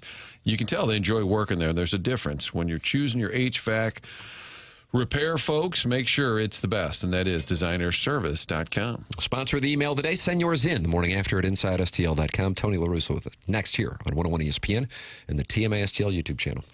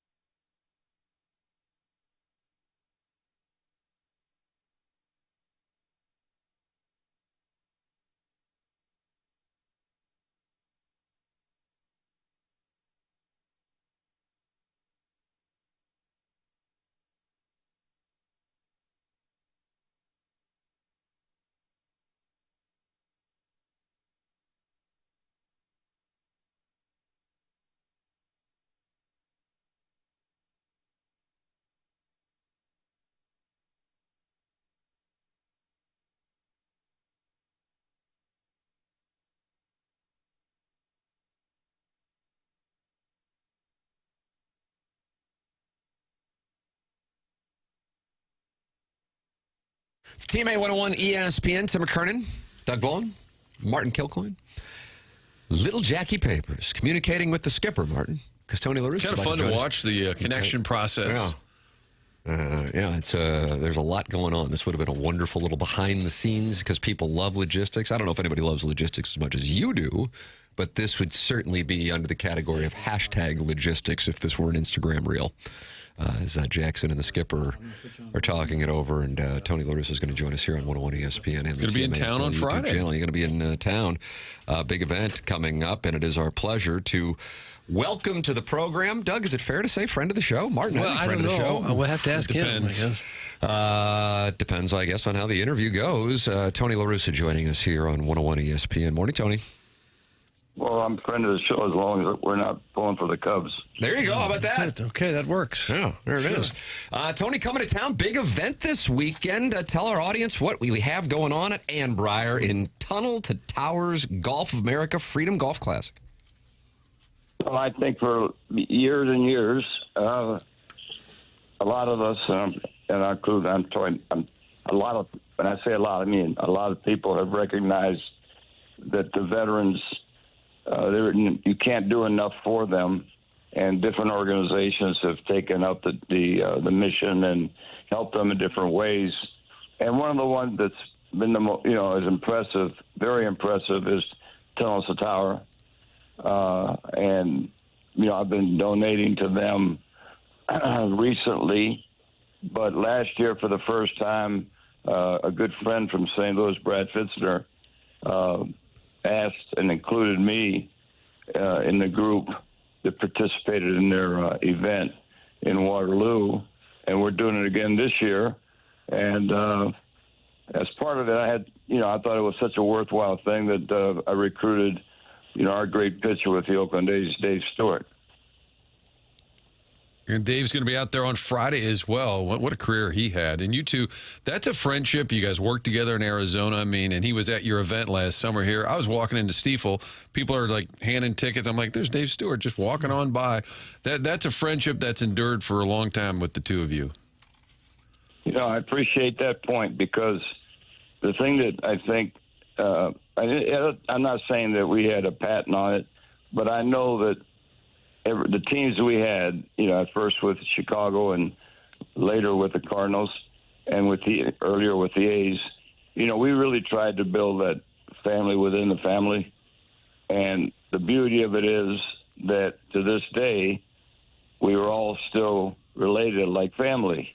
And in Dave's case, we both living out in the Bay Area. He lives down in Arizona, but he had an amazing career starting as a catcher and coming out as a pitcher. And with the A's, he won 4 years in a row, and his postseason record is amazing. He was the Earthquake Series MVP, and then he went to Toronto for the ALCS and was the MVP. So he is still active. He works with the A's, evaluating their players. And there's a lot of depth to that man. If you ever have a chance to get him on your show, you'll appreciate it. Yeah, he was a heck of a pitcher. I like what you say he won 20 games. Every time I bring up a stat like that, the young guys say, "Oh, wins don't mean anything. It's all about WAR. It's all about analytics." What are your thoughts on how that has kind of taken over the game?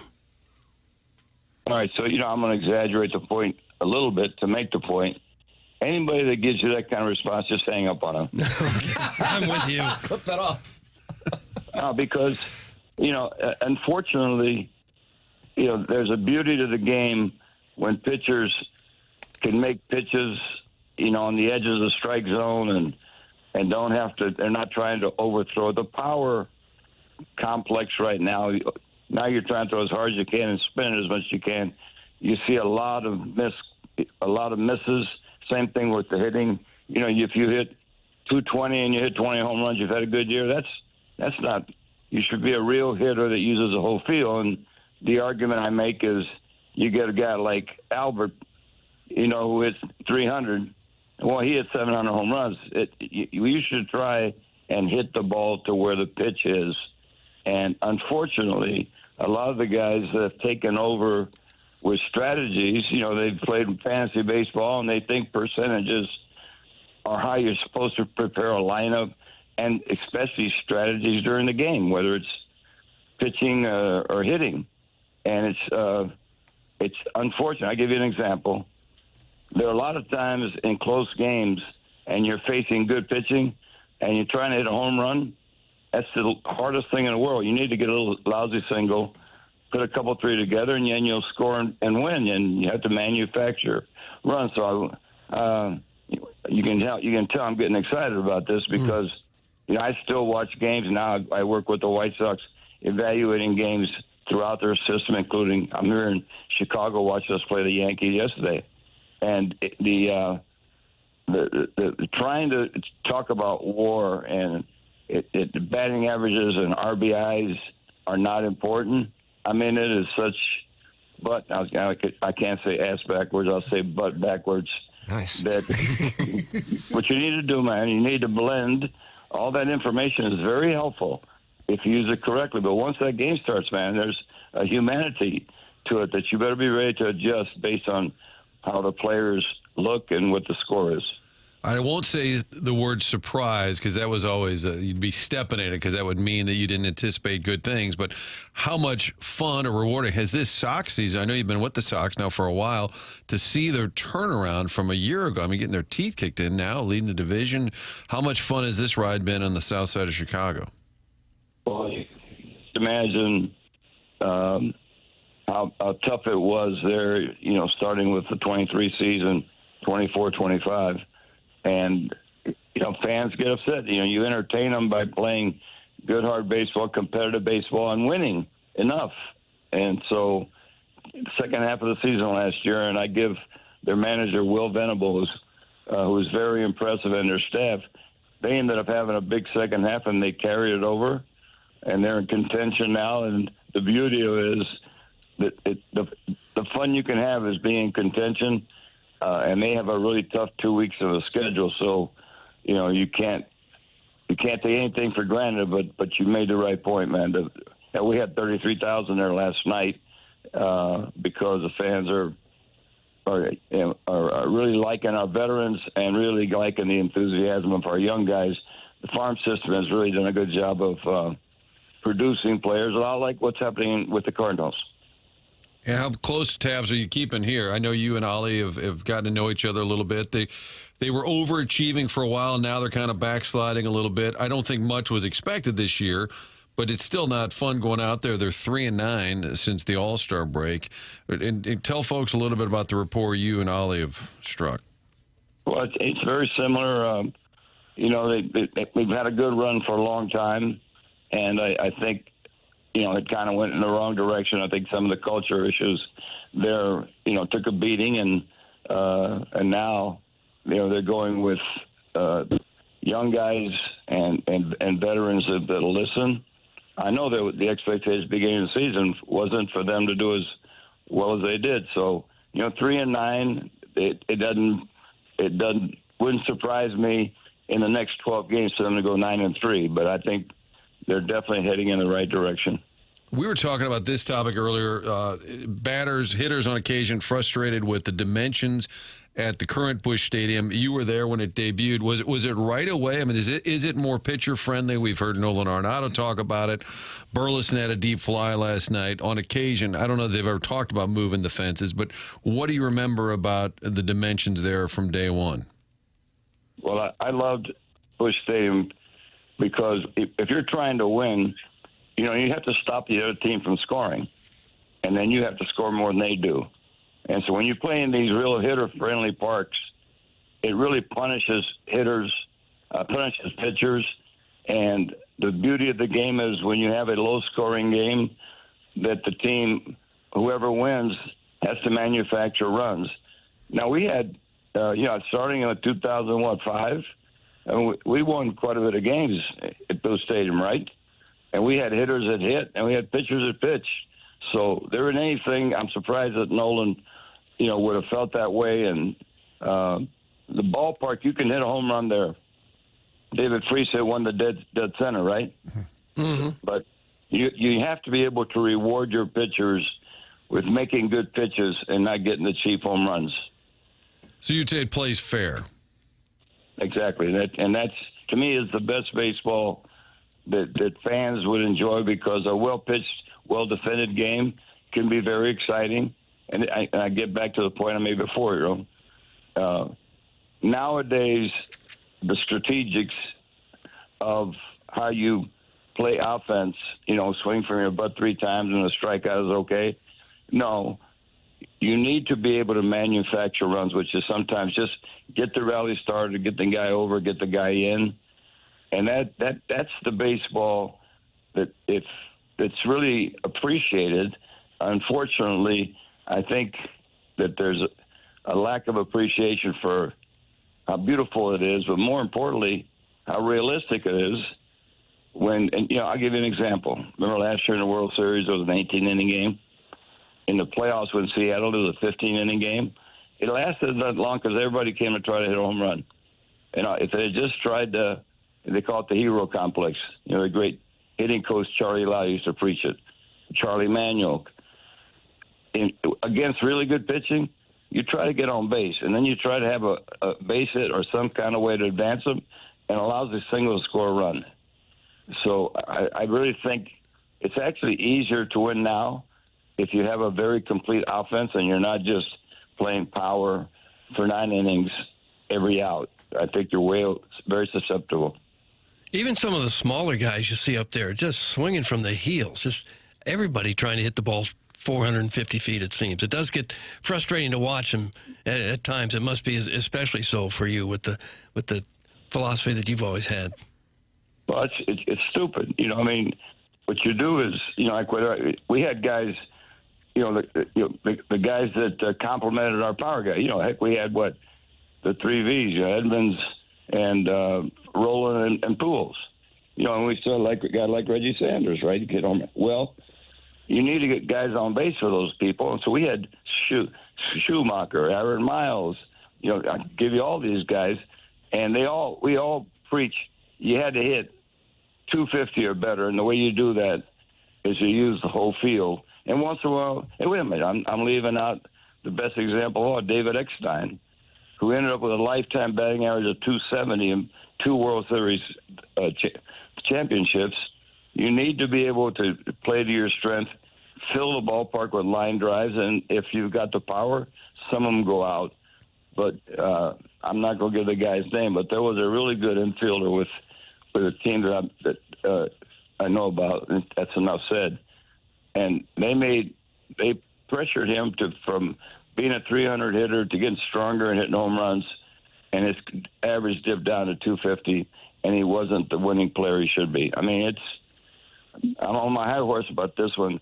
I think the people making decisions need to understand that the power philosophy needs to be reined in, and what you want to do is make contact.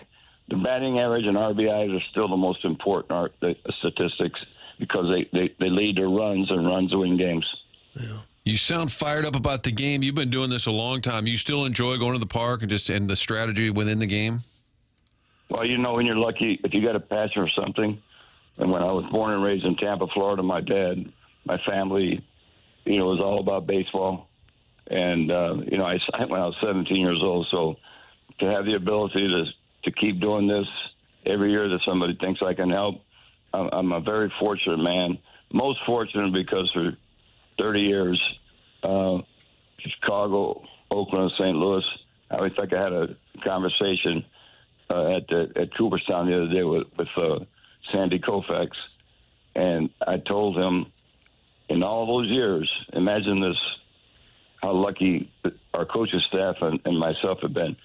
We never had one day in 33 years where we didn't have 100% support from the ownership and the front office. And every other one of my friends who's manages, they've had some good times, and sometimes one of those key pieces are missing. So I'm still fortunate. The White Sox think I can help them, and I watch games, and you know, and I get actually when I see the guys swinging for what you just described, those little guys trying to hit a home run, that's not good baseball. The event this Friday in Waterloo and Briar, it's to benefit Tunnel to Towers Foundation, charitable organization founded back on right after 9/11 to remember a firefighter who lost his life that day. The foundation then supports families of 9/11, those first responders and those veterans there from that tragic day. That's what benefits. My final question is, you're friends with all these generals and military leaders. I've always wondered what those conversations are like, because you've sat at the table with all these celebrities and big names. What do you ask them when you're around these great military leaders? Mostly I'm humbled and appreciative. You're right, because it's become obvious that you know, that our group has really supported what the military does.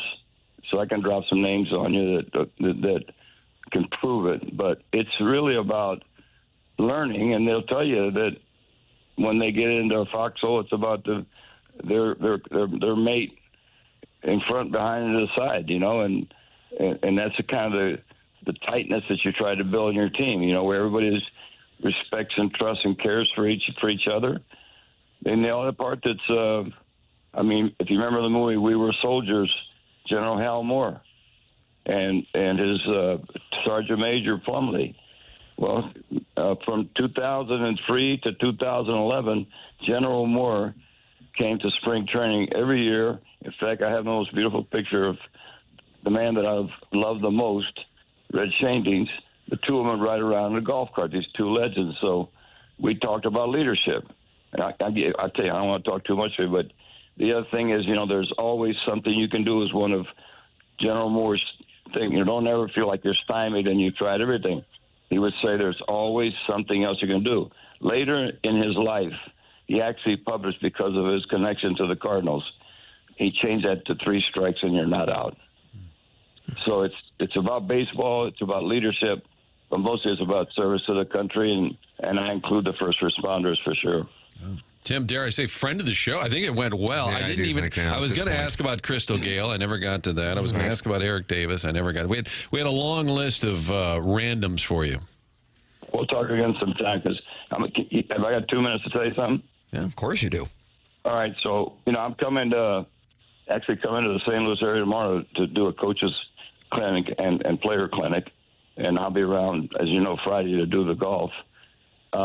We're getting ready to announce that big weekend in St. Louis, 11, 12, 13, when they do the 2006 reunion and the induction of Albert and Yachty.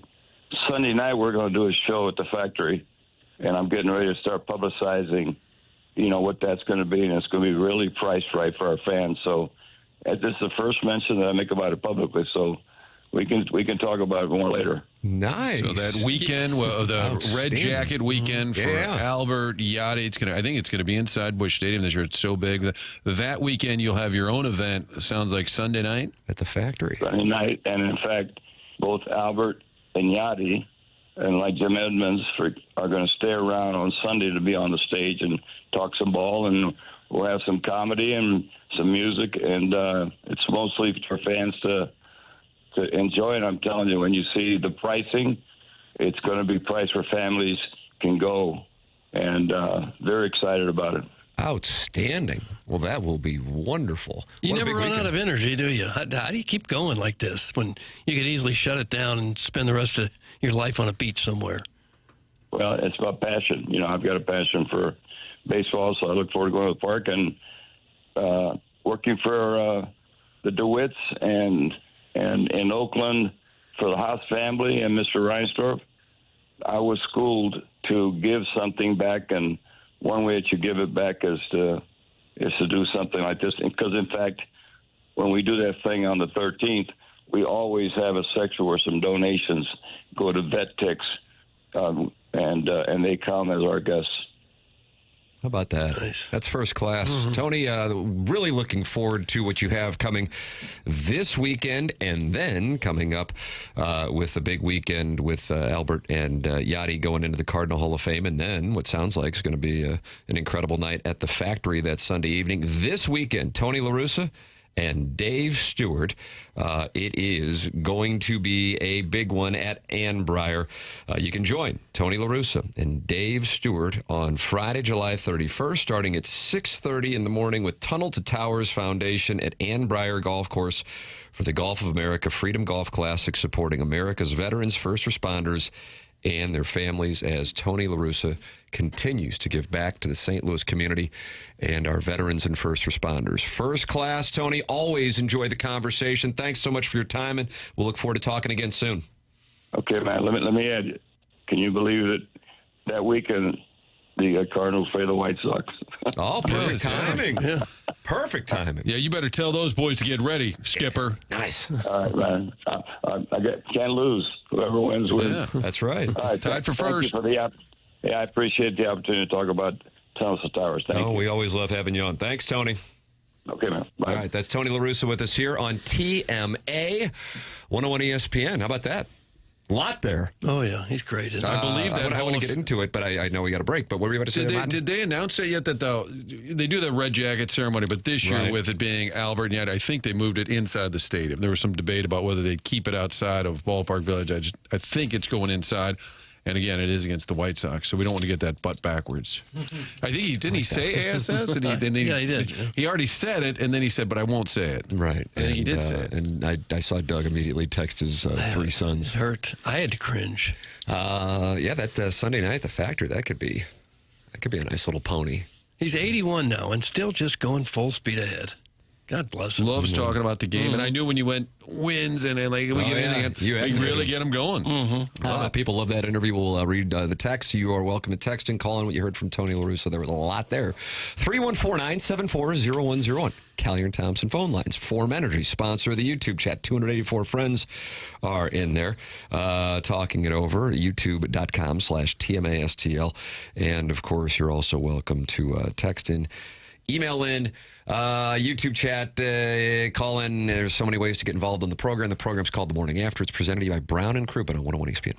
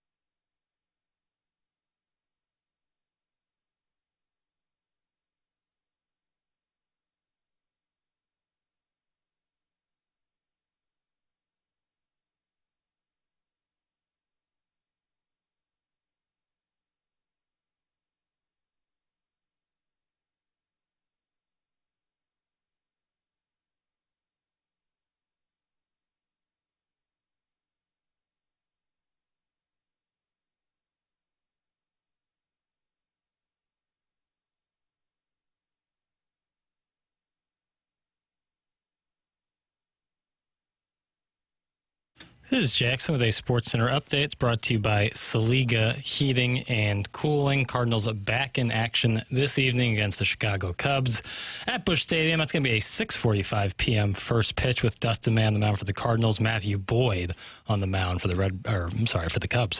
That was another Sports Center update brought to you by Saliga Heating and Cooling, a Daikin heating and air conditioning dealer.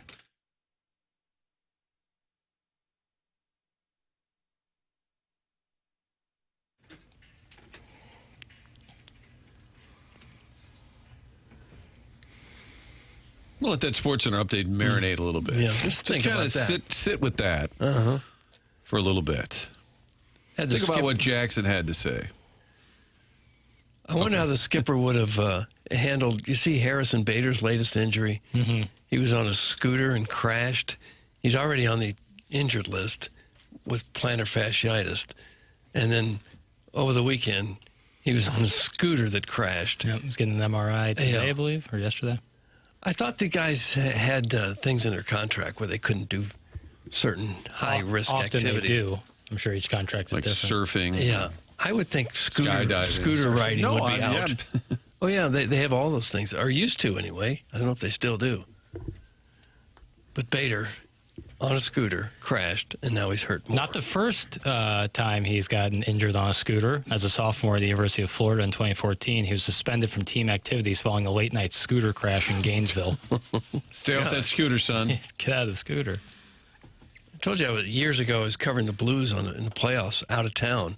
In the And middle you got on a scooter. No, in the middle of the day, I was just going to lunch out of the hotel, and I saw 4 guys go really fast past me on scooters. And I said, wow, those guys are really moving. Then I looked closer. They were all Blues players playing that night in a playoff game. I thought, what in the world would have happened if they had fallen? That could have been your report. Yeah. I'm Doug Vaughn on the scene where these players are not taking these playoffs seriously. Film at 10. Well, I would just think that as a coach, you wouldn't want your guys doing that kind of thing, especially in the playoffs. I guess they're adults. I guess they do whatever they want to do. A lot of people texting in about the Tony La Russa interview. I think this sums it up pretty well. Tony La Russa is the best great interview. Mount Rushmore of Cardinals managers. That's from Grimy from South County. Yeah, there was a lot covered in that conversation with Tony La Russa. If you missed it, you can go back and podcast via the TMA STL app. Or the 101 ESPN app. Download them both, and you can always go back on the TMA STL YouTube channel. Martin, what stood out most to you from our conversation with the skipper? I mean, I know him pretty well, but I'm still amazed at just how in tune with the current game he is, and how you can still like kind of rile him up within seconds. Just mention something like wins not mattering. Not mattering as much as they used to, and he just can flip that switch so quickly where you can just tell he was kind of getting mad. Yeah. And it just cracks me up that he still gets so worked up. And I was trying to figure out in the break who he said, the second baseman who we might know who got I feel like it was obvious, but maybe I'm off. Well, Doug and I dug through a couple names. I mean, I thought maybe you said what, Wong or Carpenter? Is it more recent? Carpenter. Like where he became a home run guy. Carpenter hit 8 home runs in 2014, and then the organization, I mean, it was a conscious decision. It wasn't like secretive. It was a conscious decision to have him start hitting home runs in 2015. I think he actually spent some time with Holiday as the organization wanted him to change his swing plane to hit more home runs, and he did. Yeah, he had 36 one year. But it was at the cost of what got him to the big leagues, and I believe that's, I mean, listen, I don't know that's what Tony was saying, but Well, he said second base, organization we know. I mean, that would... Yeah, that was a deep tease, but yeah, I felt like it was obviously Matt Carpenter, but maybe I'm wrong. Doug, was it Placido Polanco? I don't know. What about Luis Ordaz? At least with Carpenter, if that's who it was, at least he put together 4 really good power seasons. I mean, really good. He was an all-star 3 years. It's just when that fell off, he didn't adjust at all. He continued to try to pull absolutely everything into that shift for years. And then the power went way down. I guess that's probably who it was. Carpenter went from a doubles machine to a strikeout factory. That's from the unknown DJ. Yeah, the year he hit 36 home runs, he struck out 158 times. That's a lot. That's a lot. Doug, let's role play. You be a hot guy on a scooter, and I will be the pavement. Ram right into me. That's from Steven See, we just don't need that kind of commentary. So we're talking ball here. That's right. None of this. Doug, are you playing footsie with me? Knock it off. See, that's what goes on in the Stiefel studios when Charlie Marlowe comes by. You can get involved as well. 314-399-9646. Save it in your phone. Text into the program. Be a friend of the program. You're going to get your text name installed here on Monday because it'll be August 3rd. And Jackson has a deal with the audience. First week of the month, if you don't have a text inbox name, he will spend the week updating text inbox names. Mm-hmm. That's his deal. Mm-hmm. You'll come in fired up on Monday? Sure. He'll probably forget about it until about 7:03 when I say, yeah, and if you don't have a text inbox name, and then you will see the sadness wash over his face. Of all the meat on the bone, the interview talking about his connection to military leaders over the years and the state of the game and the White Sox bouncing back, I think if we had video of Jackson trying to connect with Tony, that probably would have gone viral because there appeared to be some sort of clearinghouse. You would say, Jackson Burkett, 101 St. Louis, and then you would connect, and then he still wanted you to call back, and then you had to do it again. Yes. Jackson Burkett calling from 101? Correct. I couldn't figure out what that was. I've never it was an automated screening system, I guess. Does anyone have that on their phone? Yeah, I do. I thought that Really? was just automatically on Are you iPhones. serious? Oh, my God. Where you have to say your voice? I was saying this yesterday. I was playing an event yesterday, and I was with one of my buddies. I go, I swear to God, every time I pick up my phone, I'm getting a spam call. And then it automatically filters out the spam. I thought everybody had this. Well, I have where it says spam. I have. So then somebody has to leave a voicemail, and they have to identify themselves, and 90% of the time they don't because it's a spam call. But I was waiting for a phone call from a number I didn't have saved, so I didn't know, so I was paying attention to it. But I thought this was just the standard latest operating system on iPhone, but maybe I'm off. So if I call somebody's number and I'm it's not in there, saved, you have to identify yourself. And well, I guess I haven't done that where I've called somebody I don't know. Yeah, I guess that's probably the reason why I don't know. Yeah. I had three of those calls this morning already. Oh, you already have? See? Yeah. But it'll say spam and you don't answer it, right? It says, something like that. Yeah. It says, do you recognize the number? Potential spam is what I always get. Yeah, I just never pick up the phone. No. I never answer the door. I never pick up the phone. Yeah, if someone is calling you, like a real person, and you have their number saved and you don't answer, they would then send a text, hey, this is so-and-so, gave you a call. Give me a call when you get the chance. If it's spam, they'll call and never leave a voicemail or say anything. But when it's someone at the door and you don't answer, do you look out at them? Or do you peer through the blinds? What do you do when there's someone at your door and you're not getting it? Nothing. But first you have to walk up there to make sure it's not the next door neighbor or something, though, right? No. Your Text brother? me. Your brother? Your parents? Family knows me well enough to reach out and say, hey, we're coming by. Hey, we need something. We need to come over. So whenever the doorbell rings, you don't get it. 100%. The idea of the drop-in is gone. No one's accepting a drop-in anymore. We had a guy. This was a couple of weeks ago, and we're out back, and Holden, who's 9, and his little buddy's over, and they were swimming, and they go inside the house, and then he comes out. He said, "Oh, there's a man at the door." I said, "I'm sorry." He said he needs to talk to you. I said, "What did you open it for?" We don't open the door around here. That door I stays go closed. out. It's a guy. He'd ridden up on a Segway, and he was doing some roofing pitch. And I said, "I'm sorry, can I help you?" And he said, "Yeah, hi, how are you, sir, today?" And I said, "We're good. We've got company over." And he said, "Well, looks like the boys are doing just fine." I said, "I'm sorry." Unbelievably pushy, crazy almost. He said, "I'm with so-and-so roofing, and I wanted to show you something here. Can I show you?" And I said, "No, you don't need to show me anything." Yeah. And he kept talking. He said, "I'm asking you politely to leave." Yeah. Get on that Segway and keep it moving. He kept going. It was like he had a manuscript. He said, "Well, I understand in these current situations." I said, "Sir, I've asked you to leave." And he hops on his Segway and whips down to another neighbor's house. And Holden said he sounded like he was AI because he wouldn't stop. Bot showed up at your home? He wouldn't stop with his little spiel. And he had kind of that. The kids would call that an NPC. It's a non-player character in a video game. So non-player character. So he had kind of a glazed over look, but he just kept going with the spiel. And I said, "I'm asking you polite," and then he kept going. So don't open the door. No, I had that with an exterminator guy once. Oh, yeah? Wanted to spray the yard for pests. And I said, I've already got a guy who does that. He says, "Who is that?" I said, Acme pesticide? I don't know. He said, "Well, what's the name of the guy that you use?" I said, "I don't know." God. Yeah. But I feel so bad for the people having to do that job that it's hard for me to be mean to them.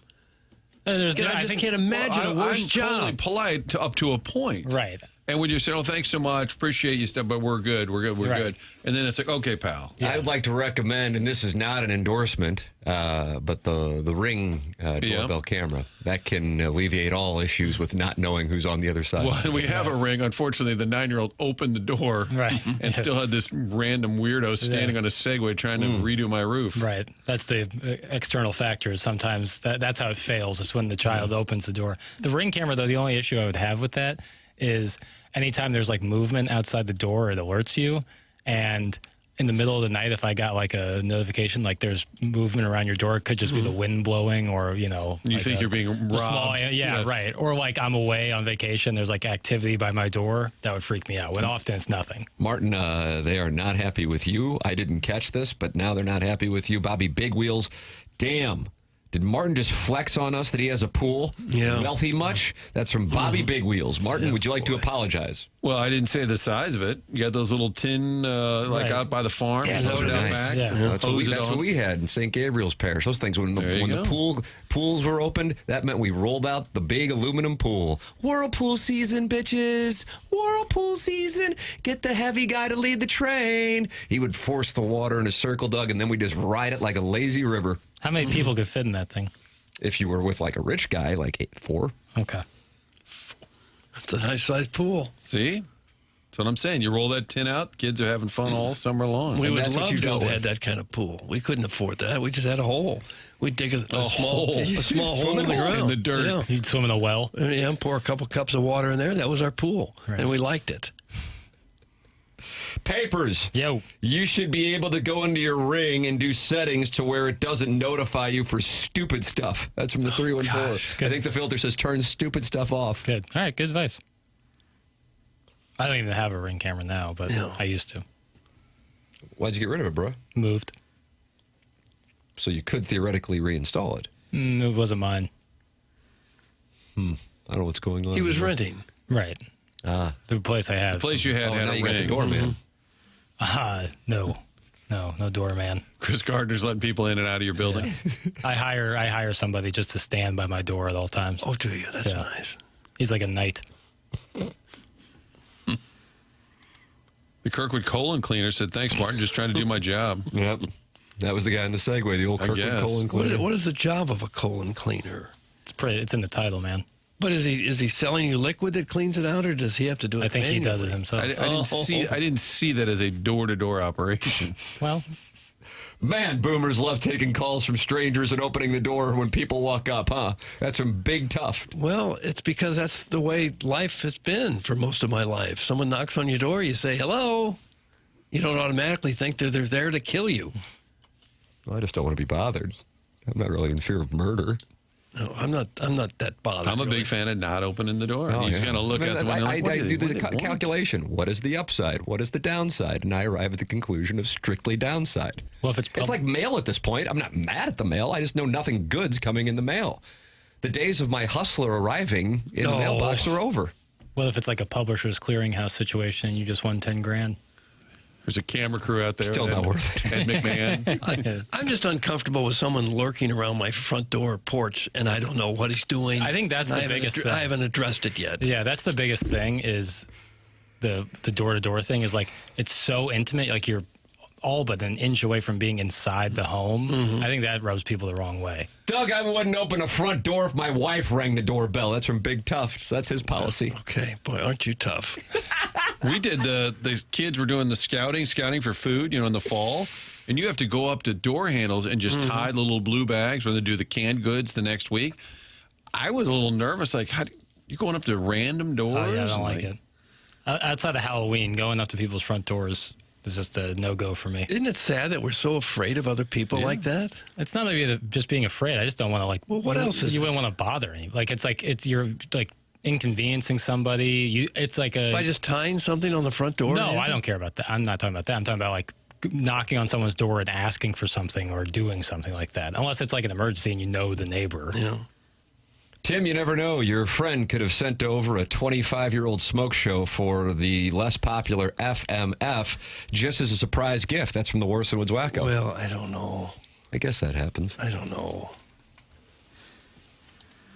I don't open my front door, but I've opened Doug's back door. Yeah, to see that one coming. Craig O'Neill. So Somebody's he's the at anchor I worked with down in Little Rock. Yeah, if someone's knocking on the back door, then I'm a little concerned. Now you're kink shaming. Doug, I'm lactating. Thanks. What if somebody was at the back door? Hey, I just came around back here. Couldn't help but notice you have a pool. And I wanted to see if you have a pool service that I could offer my company. No, that's when you answer with the 9-iron in your hand. Go full Nicholson. Yeah. It's this whole bit is really your guy Sebastian Maniscalco. Doesn't he have a whole thing? Oh, yeah. When you wonderful. When you were kids, your parents couldn't wait for Aunt Betty to come over, and you waited all day, and that somebody's at the door. There was just genuine excitement, and now it's like, get on the floor. But what happened to change it? What was the event that made everybody so afraid or uninterested in opening the door when someone shows up? Well, I think a lot of that has moved to like emails and phone calls where like instead of people going door to door to try to hawk this, that, or the other, they call or they email you as opposed to come right to your front door. But I mean, there was a time when you would have never thought about not opening the door to someone knocking on your door, even if it was a salesman. The Fuller Brush Man. Right. Your folksy origins have no bounds on what we're talking about here now. And that's what I think it's getting down to, is that you have folksy origins, where you were looking forward to people coming over so you could serve them iced tea. Wasn't necessarily looking forward to it, but I just wonder, at what point in history, what event happened that made people so afraid to interact with each other on the front door? Probably the serial killer boom of the 70s and 80s. There wasn't a boom. Yeah, there was. There was a serial killer boom. In the 70s and 80s. That's when all like the serial killing went down. Yeah, that was the boom era. But they didn't. Serial killers didn't politely knock on your door. No, but they would show up. Basically, it was all but that. I don't know that it was. Probably that lead paint in the houses. Good morning. I don't know what it was. My girlfriend was dog sitting. A man knocked on the door acting like he was a businessman. She told him she wasn't interested. And then he walked around the house trying to open all the other doors and windows in the house, and then she had to call the police. That's from Doug Glatt. Open up the windows? Yeah, that's a bad scene. Yeah. Well, now I'm picturing Doug on the porch. Hello there, how are you? Like everybody walking by. He's like, are you selling anything? Right. I'm over here. A serving tray of iced tea. Martin has a pool. Doug lives in Sunset Hills. Tim has pizza every Friday. Yeah, radio doesn't pay well. Sure. That's from Rusty Shackelford. Pizza. And my ability to acquire pizza every Friday is my wealth. Yeah.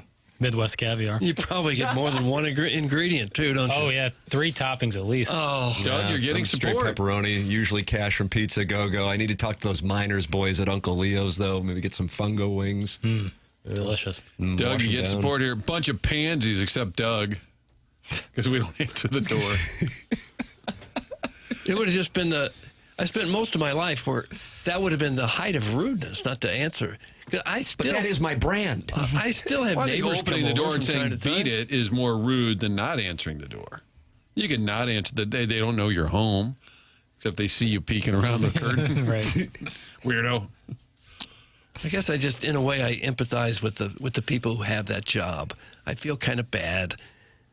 I kind of respect them that they're out there trying to make a living, Right. and it's got to be hard, and they're getting doors slammed in their face, and I feel bad. I feel bad. Maybe I shouldn't, but I do. You don't have to slam the door. You can say, hey, thanks so much. Appreciate that. Or just And people being rude to them or something. It's a tough go. I agree with that. Doug, the Ring doorbells would change the industry. That's from TMA's Vice President of Special Projects. I guess maybe. But when did we feel the need for the Ring doorbell, Doug? We must have decided we don't want to open the door, therefore we need the Ring. But, I mean, in 2000, I got rid of having a landline at my house. Now, it wasn't because I didn't want to interact with people. It became obsolete. So I would present it as that way. I don't view it as, I don't want to talk to the telemarketers. I don't need it. It's an expense that I can reduce, whether it's an expense of time or an expense of money. So I think that's where it is. I feel badly, I guess, for train conductors. 125 years ago. How about blacksmiths? The bee's knees. Blacksmiths, absolutely. Oh, no. What if you opened the door, Doug, and a blacksmith was there and said, can I do any work for you around the house? I don't need an anvil. I feel bad for the Jim the Anvil Neidhart. the leech men, the guys who would put leeches on you. Oh, yeah, Will Wheaton and Stand By Get Me. rid of the sickness. Yeah, and I feel bad for Will Wheaton. But I still have neighbors come trying to sell me Girl Scout cookies and things like But that. you would see them and you go, oh, okay, it's little Susie or little Billy. And then you open the door. And then you slam the door in their face. Little Billy Simpkins. Yeah. All right, what do you got? You still hawking those? But on the ring, you can mitts? you can talk through like the speaker, and you could be like, "Hey, get lost." Kind of like the mom in The Sopranos. She's Yeah. got the walkie-talkie from upstairs. Janice? Hey, what was that? Yeah. Get lost. No, club earmuffs, Kurt. But that when she, Spoiler alert. whenever Oh, poor Kurt. All these Sopranos. whenever references. Richie Aprile raises his hand to her, Yeah. she's bad. She's down bad. Email in the morning after at InsideSTL.com. Got that design error, heating and cooling email today coming your way on the program. At 9:45, Tony La Russa was with us for a half hour in the Fisher Window and Door Store 8 o'clock hour. This is the Mark Hanna Evergreen Wealth Strategies 9 o'clock hour on TMA, a show that welcomes your participation, your viewing, your listening in a wide variety of ways by texting in, calling in, emailing in, and talking it over in the Form Energy YouTube chat.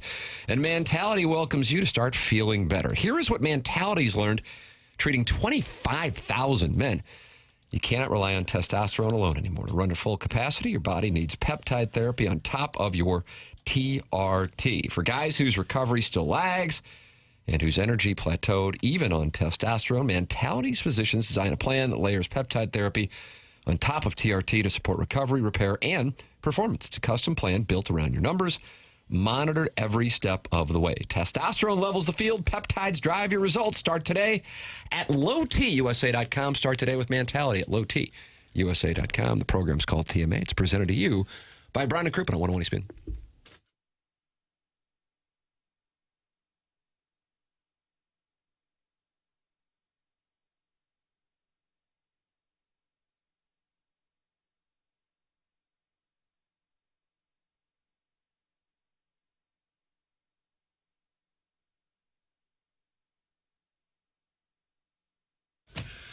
AutoLoanPro.com, the website to head to if you're in the market for a new vehicle. With a vehicle you pick online, and just know that you'll get that car with little to no money down, also best rate possible. It doesn't matter what your situation is. That's their guarantee to you. Anyone can sell you a car. It takes a pro to do it right. Auto Loan Pro is part of the Lita family, and they put this site together to sell you a car, but also to help you get your credit back on track. They do that with the free playbook that Jim Olive put together, and it's right there to download on the website. So check out the car, get the best rate possible with little to no money down. Making that large purchase can get a little complicated, especially if there's been a hiccup along the way.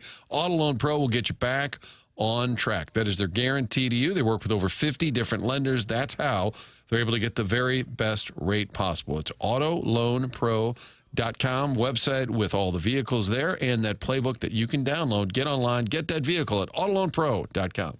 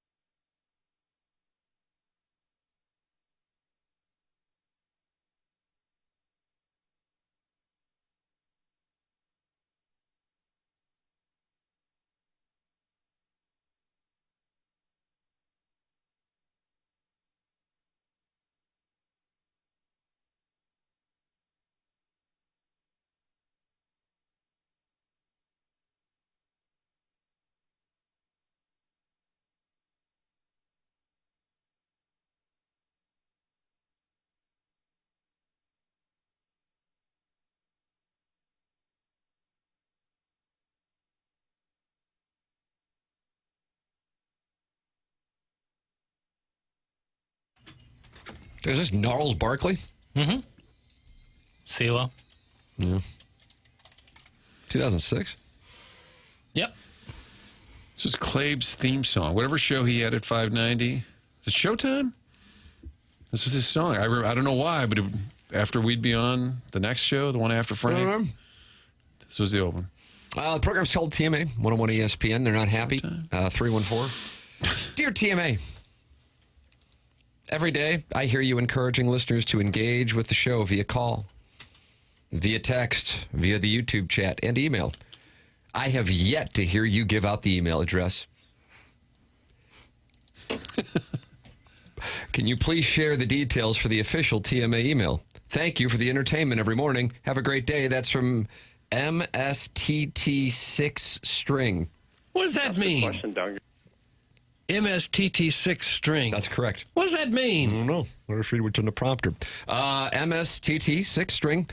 The email address is themorningafter@InsideSTL.com.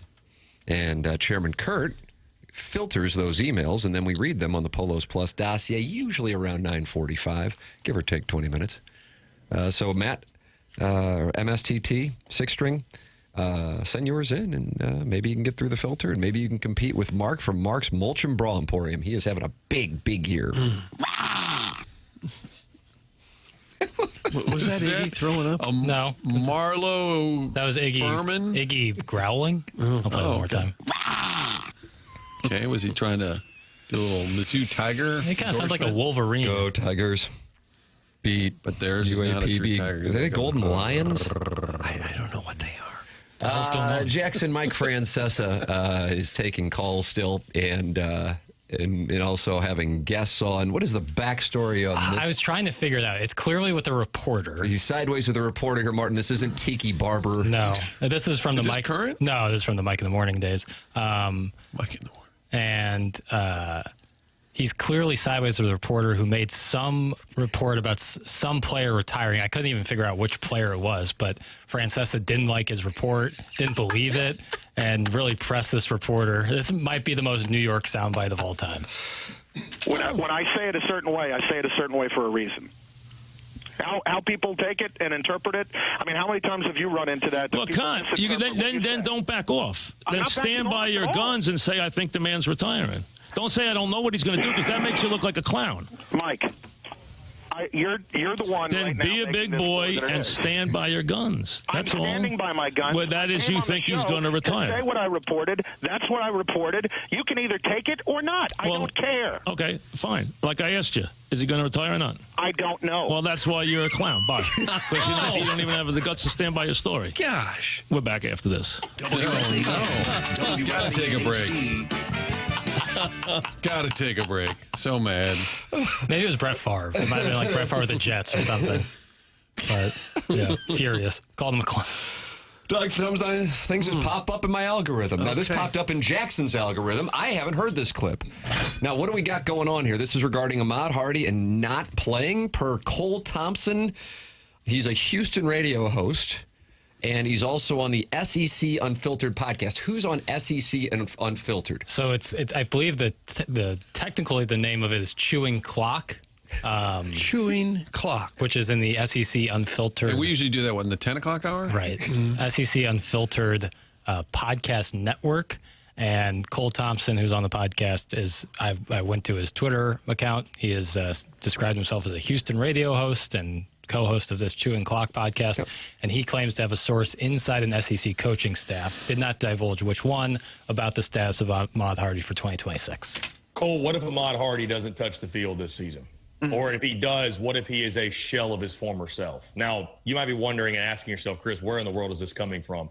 And we're not necessarily in the breaking news business most of the time, and that's not what I'm doing here. But I do feel inclined to tell you what I've heard as recently as this week. And I talked to somebody on an SEC staff. I won't say who or what team, but let me just say, without going into great detail, there is a lot of skepticism and even a belief that he will not play this season. To a point to where I was told it is an opponent that Missouri has near the halfway point of the season, and the head coach of that football team told him, we will not be seeing Ahmad. So I just, again, Not sitting here saying you certainly won't. We heard what Drinkwitz said at SEC Media Days, but what if? Because we all don't know what the recovery is like from a gunshot wound and exactly what that entailed. What if Ahmad Hardy does not play? Jamal Roberts lead this team on the ground. Certainly great player. Third in the conference last year in yards per carry, but Ahmad Hardy's Ahmad Hardy for a reason. Or if Ahmad Hardy does play, what if he's a step or two slower than we're used to and he's just not the same player? So just something to keep an eye on. I'm not saying and I hope that that's not the case, but very interesting what I was told over the weekend. I'll just leave it at that. Okay, so kind of like we could deduce who Tony La Russa was talking about, Matt Carpenter. I think we can deduce who Cole Thompson's talking about. Jackson, I'll give it to you because you are a true son. Someone on the Ole Miss staff? No. This guy's based in Houston. Well, I was saying A&M-ish. Mike Elko. Texas. Yeah. Mike Elko. Yeah, Texas is toward the tail end of the season. A&M's right smack dab in the middle of the season.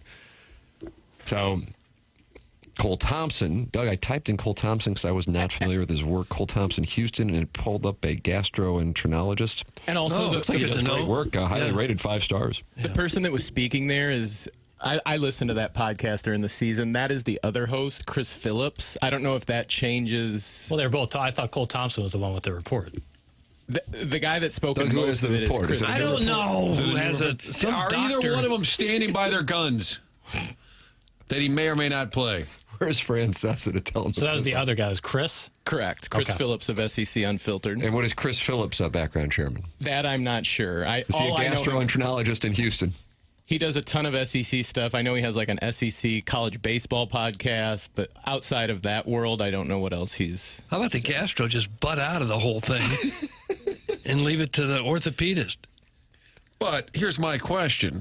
Whether it's somebody on a staff or a head coach for an opponent, is somebody at Mizzou going around and saying, oh, he's not going to play, he's not going to play? I mean, I guess that's possible. They're certainly using him in a lot of promo. Like they put out that video with the Travis Scott Odyssey narration. Doug, did you hear the video with the Travis Scott Odyssey?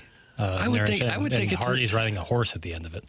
Or what if you're the ultimate sandbagger too, and you're like Mizzou assistants telling your buddies on other staffs, yeah, well, he's not playing. That could be some gamesmanship going on. I don't know how anyone could possibly know, because some people recover remarkably quickly and some don't. Right. Well, that's what I'm saying, and I'm not questioning the report. We're not calling him a clown. We're not hanging up and going to a break like the Pope.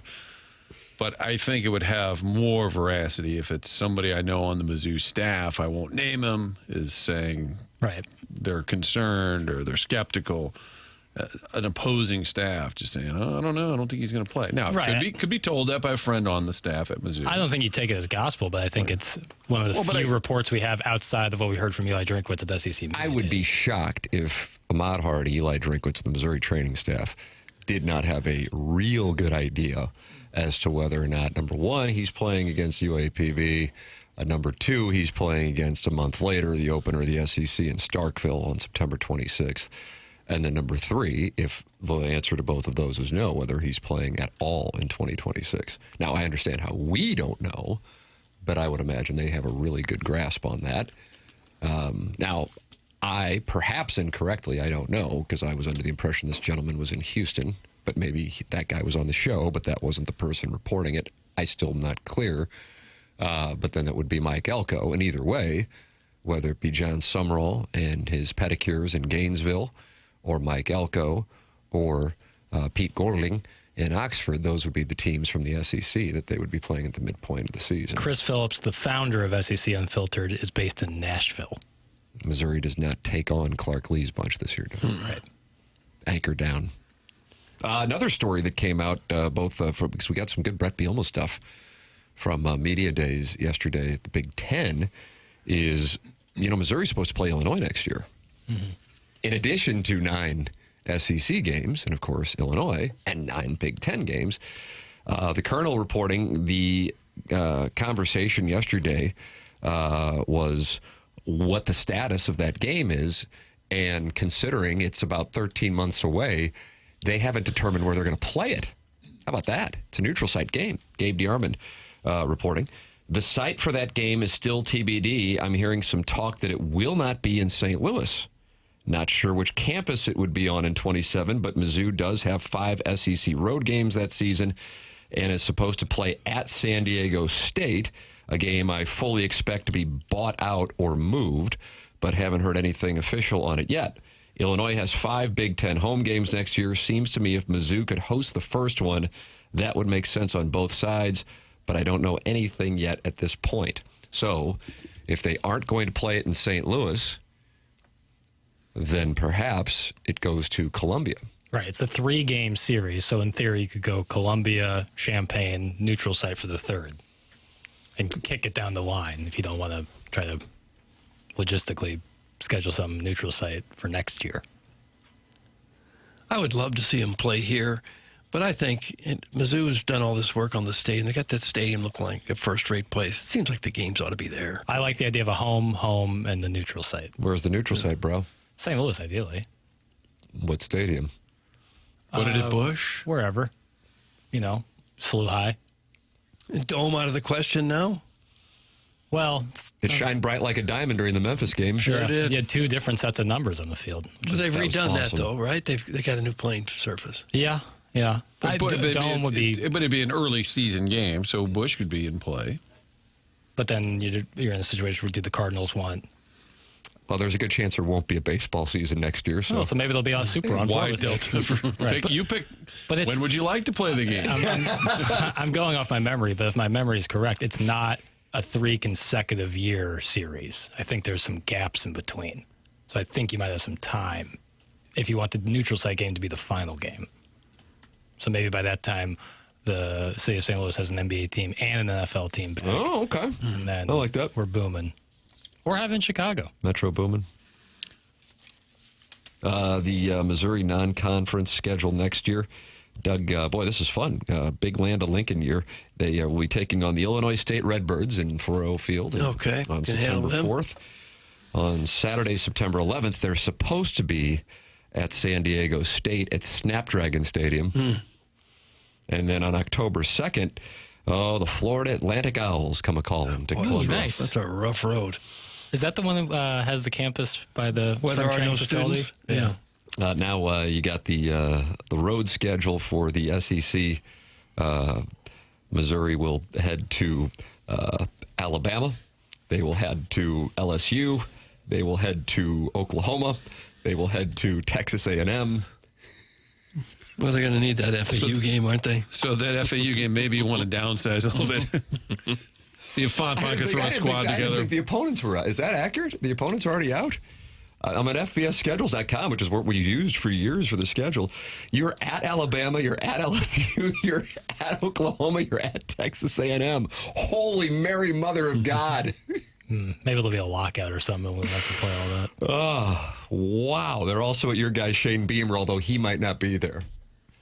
Based on that 4-game road stretch, Drink might not be there. If they got to go through. Jesus, they got to play at Bama, at LSU, which will be at night. At the 12th man. Jesus. Holy crap. At Oklahoma. Oh, Lord. And don't forget about Snapdragon Stadium, Doug. The Aztecs. Nobody walks in and leaves there unscathed. The Aztecs, I'm not as worried about. Stephen Time, who has been very vocal about shorting the Eli Drinkwitz market, says Eli ain't getting an extension this year or next year, it appears. He won't need an extension. You can't extend the guy for 20 years. Was San Diego State the Mo Miracle? Yeah. That's right. So they 2010. We're live at McGregor's. Is that audio available, Jackson? Yeah, I can pull it up. Oh, wow. Martin, this is 2010. I don't know if you've gotten to this season of TMA yet, but there was a live broadcast from a San Diego cocktail lounge called McGregor's. And didn't he declare the win a little early? Is that what happened? And you can hear the gentleman saying the San Diego State Aztecs have just stunned Missouri. I think Missouri was ranked at the time. They eventually would beat number 1 Oklahoma about a month later. And he proclaimed victory with a stunning touchdown. And then as T.J. Moe ran down the sideline for the game-winning touchdown, the host of the program was accosted by somebody in the bar for speaking too soon. Yeah, it was very unfortunate. You can hear a gentleman screaming as it goes on. I'm working on pulling it up. Jackson's working on pulling it up, Doug. So Don't this would worry be a about great. it. That'd be a good time next year if the game goes through to get that reporter on. Just kind of a little follow up. Yeah, he's probably 40 now, but we can look back on it, Doug. He's probably in the real estate business or something. Yeah. Probably about a $50 million net worth living in San Diego, but every year on this show, we make fun of him. You see how it works, Doug? Right, because we got it good. Thank you. Hey, St. Louis Appliance Discounters has always been known to have the lowest prices in town. Well, it just got better. Come by the Appliance Discounters outlet store located at 9425 Gravel and Afton. The store is filled with slightly dinged or dented close-out or one-of-a-kind appliances, and believe it or not, they're priced even lower than their 4 other showroom stores. Some items are priced more than 60% off than the competition. All come with a full factory warranty. And if you don't mind a small ding or dent, you'll save big. The outlet store is open Monday through Friday from 10 a.m. until 6 p.m. and on Saturday from 10 a.m. to 5 p.m. Or shop the outlet store online at theappliancediscounters.com. I just got a refrigerator from theappliancediscounters.com, the Bradley family. Jackson has the audio, Martin. This is season 6 of TMA. Edward Lewis here for the DailyAztec.com. We're here at McGregor's. The San Diego State Aztecs have just upset Missouri. There's a minute and a half left. Leon McFadden just intercepted NFL quarterback Blaine Gabbert. Now we got minute 47 left, but Missouri has 3 timeouts. It's all but over. Oh my God! Kind of how we felt when the Jets got that goal with a second left. Uh-oh.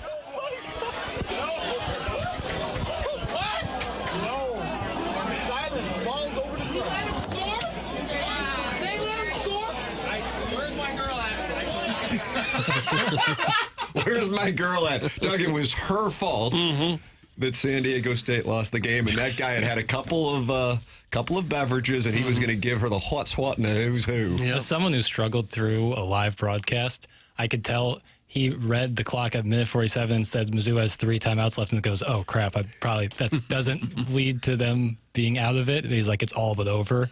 He kind of couched it with it all but over. At first he said they've upset, and then it was all but over. Yeah, and then he reveals that minute 47 with 3 timeouts. And they were taking on an NFL quarterback. Yeah, Blaine Gabbert. That game changed my leaving Mizzou games early behavior. I heard that go down on my walk to the car. I was watching it at Fieldhouse. We had been at the game, then watching it at Fieldhouse. Jackson, if Missouri loses to Kansas this September, will you do a live reaction show? That's from the Hunchback of Von Castle. Nope. No, I will not. You're out of the live streaming business. Not necessarily, but no, like what? I'm going to go live after they lose just to like sit there on the internet and sulk. That's what Colonel does. I'll probably just hang out with my friends. But that's what Colonel does that, and we can't wait for his And he gets show. paid for that. Why don't you do a super chat? Yeah. If I got paid for it, I'd be interested. But that I will be probably watching Gabe's post games, to be honest with you. But no, I won't be doing that, so sorry. Okay. And I don't think Missouri's going to lose to Kansas, so there's that too. Guys, who will the Alabama coach be when we play them there? Thanks, that's from Starfish Street. Sounds like he's shorting the Kalen DeBoer market. One of Feinbaum's callers. If anybody's interested in this, I'll put it out there. I don't know if this is really bold. I mean, back in the day it would be bold, but I don't think it's in 2026. An SEC coach will be fired by October, 10th, 12th. 12th, okay. Anybody want that? Let me look at the See what the prediction. Let's book it in predictionary. We got to do a predictionary update too. Where are we all on Hardy? We all said yes. Everyone but Doug said yes, he'll play this season.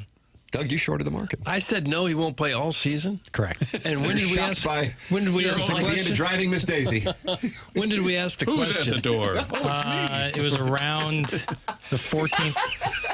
Who's at the door? Oh, it's me. Did that happen in Driving Miss Daisy? Oh, I just kind of felt like Doug had a senior moment. But although I have to say, I've had a few of these predictions. Like, did I really predict that? Well, I just wondered. Jackson's bookkeeping sometimes. When were we asked right? the question? Looks like around the 14th or 15th of July.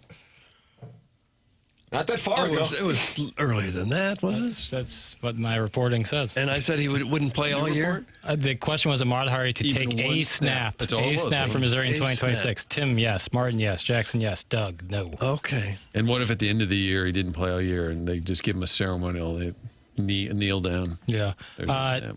Tim, I'd like to officially enter in my guess for the SEC coach fired on that exact weekend, Brent Venables out at Oklahoma. Wow. If you look at their schedule, Papers. they play Michigan. That is in Ann Arbor on September 12th. They play at Georgia on the 26th. And then on October 10th, after a bye week, it's Texas, Oklahoma. And if they lose that one, 3 losses before mid-October, I think Venables is short haircut. God, this is so ridiculous. Yeah, I mean, it makes no sense, but... Well, there's so many teams now, 16 teams. A couple teams are going to get off to horrible starts. And that's my reasoning. All it takes is one to pull the trigger because early. They're playing each other, someone has to... I mean, this is really easy to do. The problem is the fan bases of, I don't know, 75% of the SEC teams have expectations based on history that is a blue blood history or a blue blood history from a couple decades ago. Jackson, I'm talking to your guys in Knoxville. And when they're playing each other, they have to lose. And so they're raging, feeling like the guy let them down. Well, this is just kind of the nature of the beast, especially in a 9-game conference schedule. And some are still doing what Texas is doing with Ohio State, what Oklahoma is doing with Michigan. Roll Todd's taking on Florida State. I know that looks a lot different now than it did a few years ago, but who knows what Mike Norvell is going to do this year. Certainly he's either going to be out of a job or he's going to turn that thing around. There's no in between for him. So inevitably, when I look at the schedules of these teams, it's like inevitably a big-time team that has national championship expectations is going to have 3 losses by that weekend in the SEC. And with our friends on the Twitter tweets and the message boards, reason goes by the wayside. Big money guys oftentimes are involved in those message boards. They see the anger. They say they're going to pull their money if you don't fire the guy, but they will give you a couple $1 million towards the buyout to go get so-and-so in the offseason. And that is why we see these kind of carnage coaching cycles. So October 12th is my date, and I'm betting. Who wants it? Who wants it? I'm going to say no. Yes, all right. How much are we putting down? I think there's just too many new coaches who aren't getting fired, and then there's too many coaches who Papers went with Venables, who was kind of on the hot seat going into last year, but then got him in the playoffs. I'm also shorting John Mateer as a quarterback for the Sooners. Oh, wow. Papers. But also, anti-boomer Sooner. Michigan might be trash this year, too. You don't like Kyle Whittingham and his motorcycle? They could be bad, Who knows? Could they be good? Sure. How about that take? But you're playing in Ann Arbor in the second week of the season. I don't care how good Michigan is year by year. It's going to be a tough task. Alan Dadeville, who loves the Georgia Bulldogs. Doug, watch this. Georgia. Okay. We could see 2 or 3 3-loss SEC teams in the playoffs. That's Alan Dadeville. Yeah, Alan Dadeville, if you're interested in that, Tam Avenue Capital Partners can knock on your door. That's the thing is, like, we're going to be staring down the barrel of having to discuss which resume is better between a 3-loss SEC team and, like, a 1-loss Miami. That's right. Or a 1-loss Florida State, like one of these ACC schools. But the ACC I'll tell you is what so we're talking bad. about is Notre Dame and their schedule. Well, I think because of what happened last year. What, they get, like, to get invited like they missed out on the member guest lottery last year? Well, I think if it's another, like, could they be in, could they not be in situation, I bet they would go in.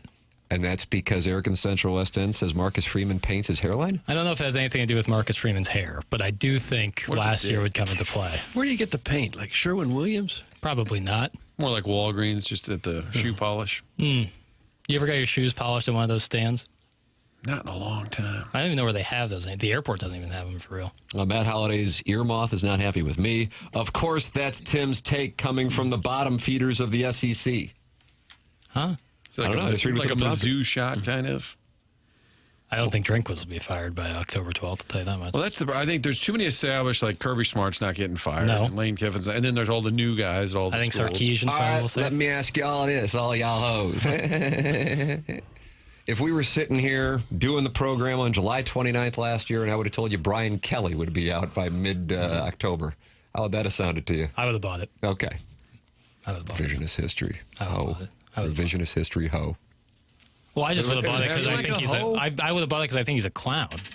Like that because he grinds on recruits? Yeah, I thought all of it. Like I thought that, and I know the LSU fan base is tumultuous. Like that's what you got. As opposed to the other SEC fan bases, which enjoy logic and reason. Well, no, but there's some that like kind of understand the situation they're in, the Mississippi States of the world. Right, but that's not who I'm talking about. Right, I get what you're saying, but in term like there is tiers to the SEC where like winning immediately is like the thing. Like, but other ones where like even like Missouri, I would say is like towards the mid tier where it's like you got to give it a little bit of time. South Carolina, you got to give it a little bit of time. Ole Miss for a period, it was like you got to give it a little time.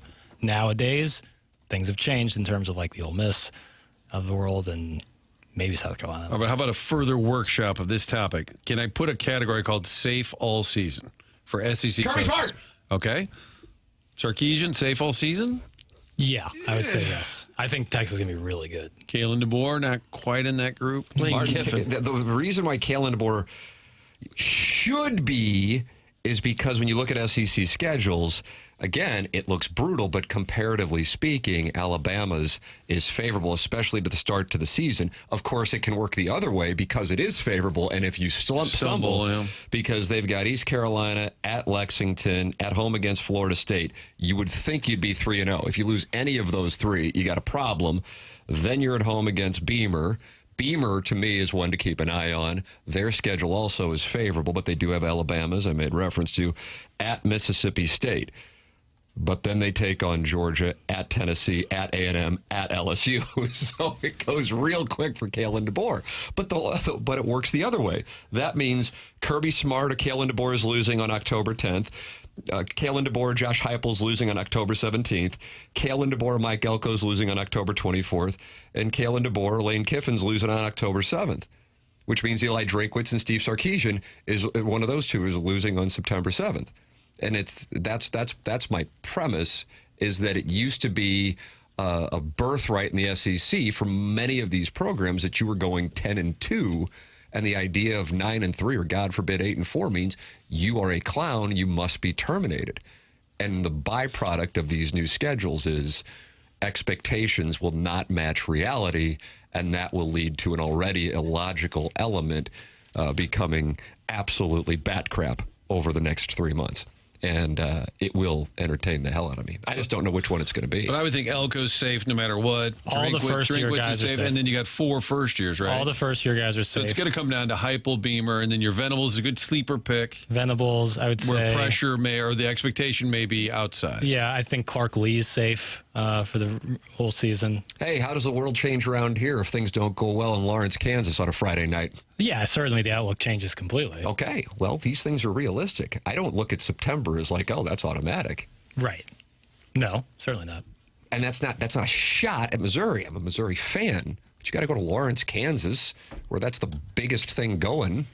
And you got to go to Starkville, Mississippi, where a team that was a snap away from advancing to the Final Four in the college football playoff loss last September. Arizona State's who I'm talking about.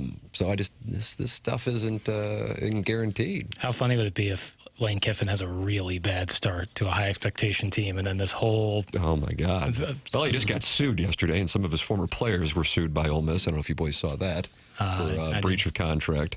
And for the record, he's got Clemson, Louisiana Tech, the famed September 19th Ole Miss game, and then Texas A&M before he even gets to October. Clemson, Ole Miss, Texas A&M. Yeah. Which means Dabo Swinney or Lane Kiffin have a loss on September 6th or 5th.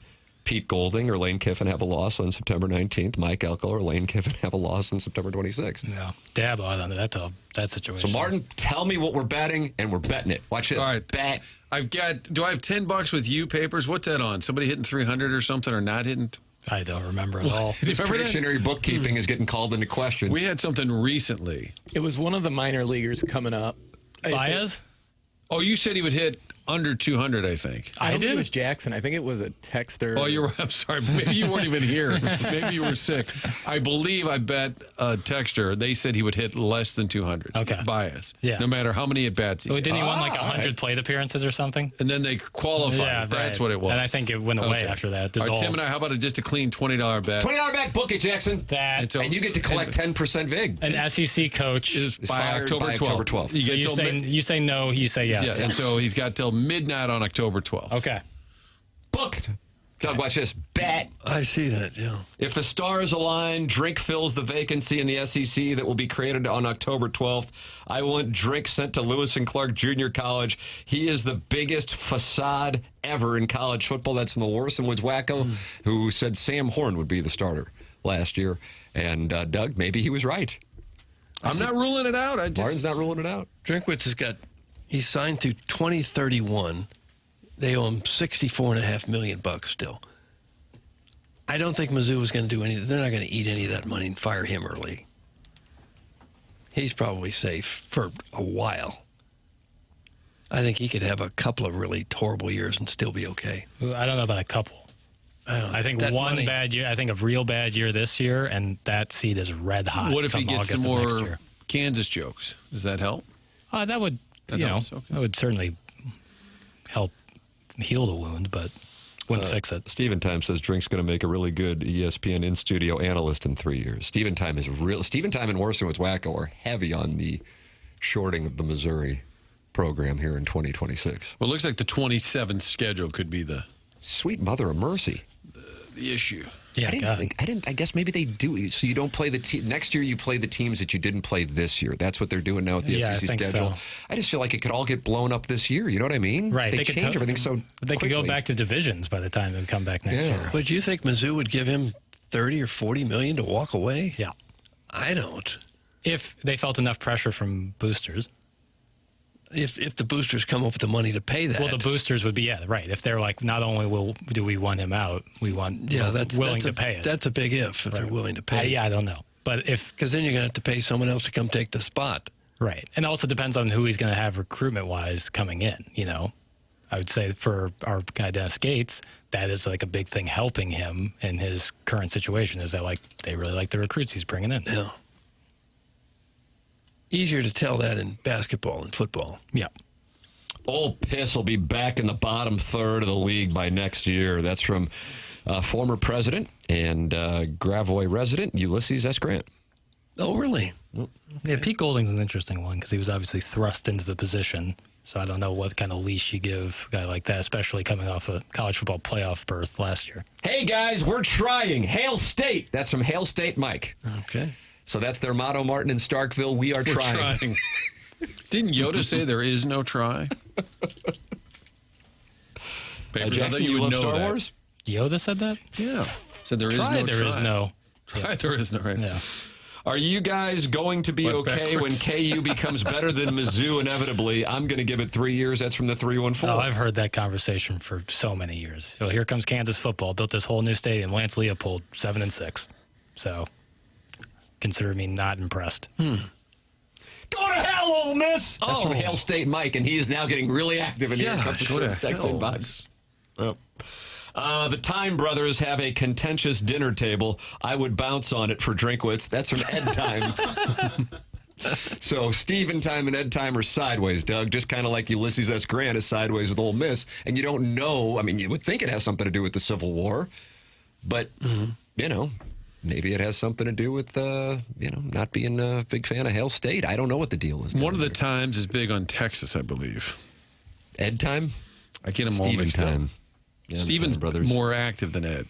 Do or do not, there is no try. That's what Yoda said. Sharon and Clayton, Doug. Sharon and Clayton love Star Wars. See? Nice. Design, Air, Heating, and Cooling email today is coming up on the program. The program's called The Morning After. It is presented to you by Brown and Crouppen from the Stiefel Studios here on 101 ESPN and the TMA STL YouTube channel. Mark, could you tell people about Michael's Baths because they did wonderful work for you? Absolutely. Michael's Baths came to the home. We showed them the kids' bathroom and said, it's a disaster. What are the options? And then they start giving you all these different options, and it is more reasonably priced than you would think. I think a lot of folks are afraid to even just have that conversation. And all you need to know is that Michael's Baths does only bath renovations. That's it. They don't do kitchens. That's it. Just baths. michaelsbaths.com or call for a free consultation. 636-775-0800. Michael's been doing this for over 30 years. All the reviews are 5-star. His daughter, Michelle, the one who's answering the phone, so you know, family owned and operated. They do great work. It's unbelievable. The process from drawing up the plan. And in fact, the person you meet with is a former installer, so they know exactly what they're talking about. It's not a salesperson. That's a former installer. They can explain it to you Whether you just want to rip out that old tub, put in a new shower, they do a lot of tub-to-shower conversions, but also a full remodel. And boy, when you do that, it makes the whole house feel new again. Find out more at michaelsbaths.com. And if you're in the 101 ESPN listening area, they will come and meet with you for free. 636-775-0800. 636-775-0800. Trust me, it makes a huge difference in your house when you get that bathroom redone with Michael's Baths. There it is, Michael's Baths. A wonderful place to check out if you are looking at redoing your home's bathrooms. Take a break, come back with the Design, Air, Heating, and Cooling email today here on TMA 101 ESPN.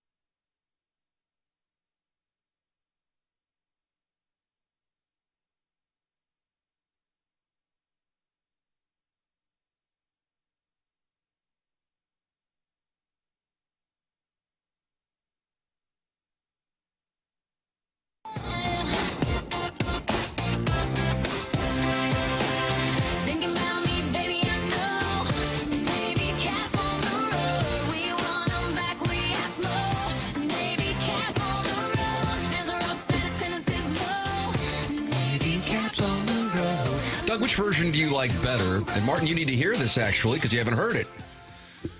This version of Navy Caps on the Road or the one that Chairman Kurt created for the TMA University College Football 27 game. That is the official school fight song. Wait till you hear the TMA band and the song that they perform from the stands on TMA University's campus. Hold on. So there's a TMA University that Kurt's created. Right. And then there's a TMA University band. That's exactly right. I'm starting to worry that Kurt doesn't get out enough. That's been a theme in the text inbox, but take a listen to this.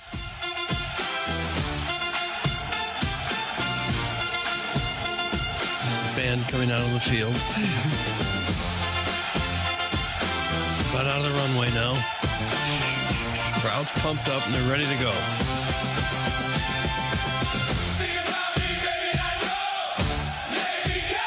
Cheerleaders doing backflips. Guy with a huge TMA I have flag. to tell you, I think I like the second one better. That's no disrespect to the first one. That's no disrespect to the first one's beautiful. 1 and 1A. Amen. But I really like that second one. Yeah. That's the jam. You can just imagine the crowd going nuts. Season Giant 2. flags being waved, TMA. And Banty Roosters. Season 2 is going to be so hype. Have you started season 2? Yeah, last night. Oh, really? Gosh. Who did you play? Mo State. Missouri State? We need to get our feet underneath us after that loss. You lost to Missouri State? No. The loss in the national championship. Oh, the night before. The year prior. Right. We wanted a cupcake to get things going. 62-0? No. A little closer. 38-30. I love that. Gosh. Now I'm worried. The defense Talk is about hot seat. The defense is a problem. I benched Strode for Dotem. Controversial Kurt, move. I'm worried about you. I'm fine, Martin. I got plans later on. Okay. Oh, really? What do you got going on? Just some stuff. Wow, Doug. I haven't had stuff in like 20 years. No. Give me your fucking feet. So aggressive. So what's Papers? What's your position on this squad? I think tailback, right? Starting. Yeah. Jitterbugging. Which would truly be the position I would be the worst at in football. Not to say that I'd be good at any position. I would be bad at all of them. Holder? You could hold a field goal. I don't Maybe a lanky receiver. Maybe I got no speed. Well, you're just going over the middle. Third and Over the middle? 3. That's what you we have. get lit up. That's what we have Mr. Licks for. I enjoy my ribs intact. I'd say holder. Yeah, be the placeholder. But then usually you have to like punt or do something else. You know, a lot of guys just who specialize in holding. Shout out to my boy Jack Fox, one of the best punchers in the league, and holder. Well, what's everyone's? Kurt, what is my position on this fake team? You have graduated. Oh, Yeah. Senior. Well, I'll appeal that. Aged out. Hey, you'll chambliss your way back there. If you can get a Missouri judge to grant you a year, I can get you back. Nice. Judge Reindorf. Doug's a specimen at tight end. All 3 Vaughn brothers in the secondary. Yep. Oh, really?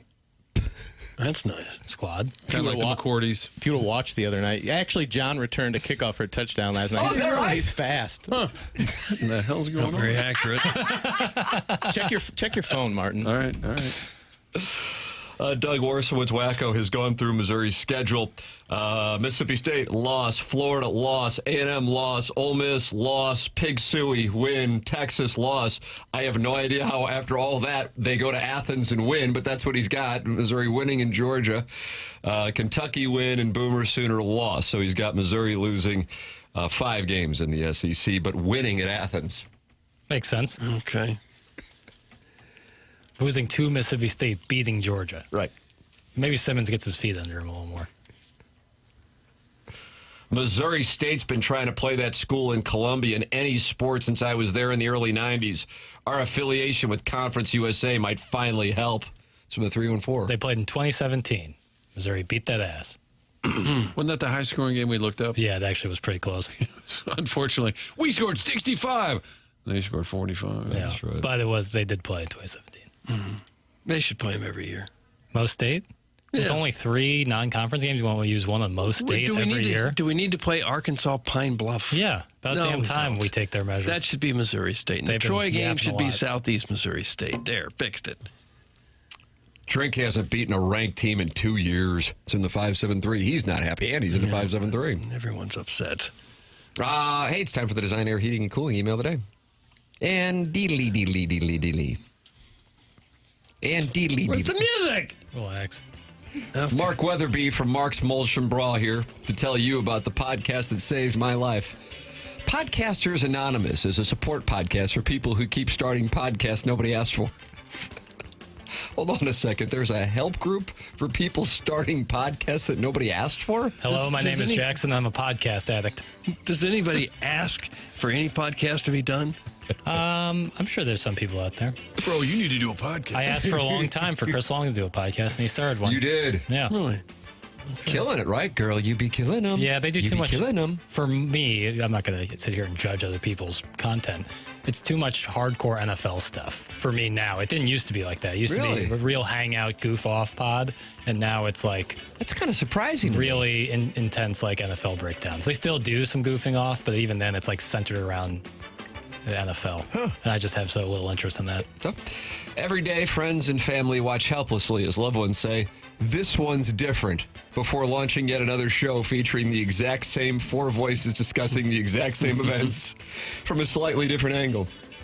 Maybe your loved one started with a radio show, and then a podcast about a radio show, and then a Patreon replaying audio from 1998 after DMing Swope to see if he happened to save it on a zip disk. Zip disk. And he did. Then a podcast reviewing the podcast about the radio show. At some point, it stops being content and starts looking like a Ponzi scheme built entirely out of RSS feeds. Common warning signs include saying Papo 17 times. Because you've mistaken an acronym for entertainment. Being on a podcast with several other guys who have podcasts about this podcast.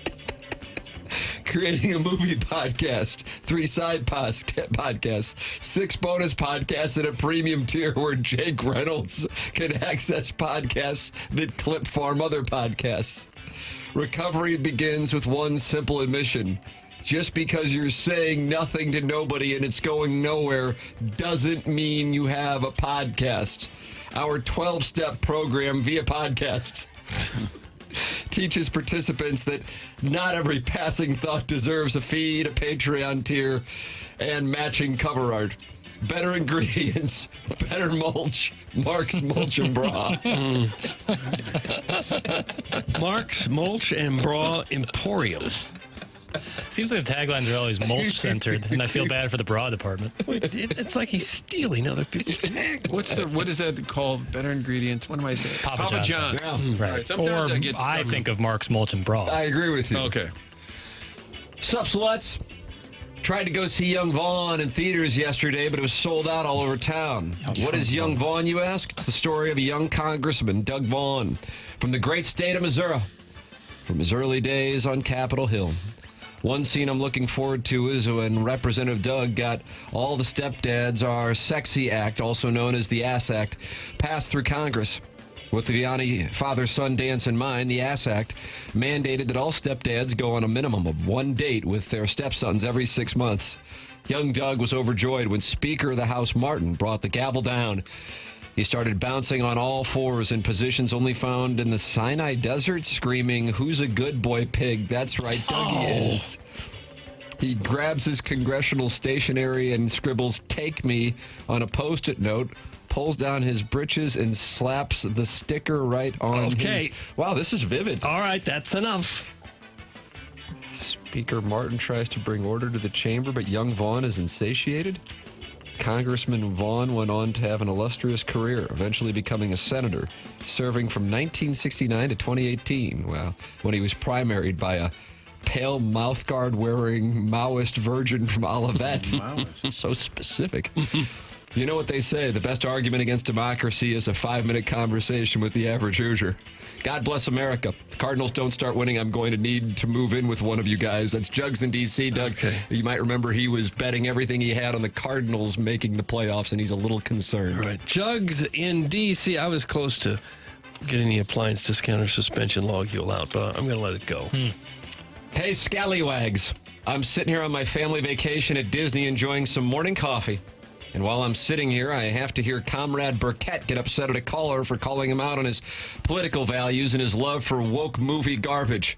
I found this very interesting since this lazy to pay wear sad can't get off his lazy ass to fix the damn skeleton, and I'm tired of it.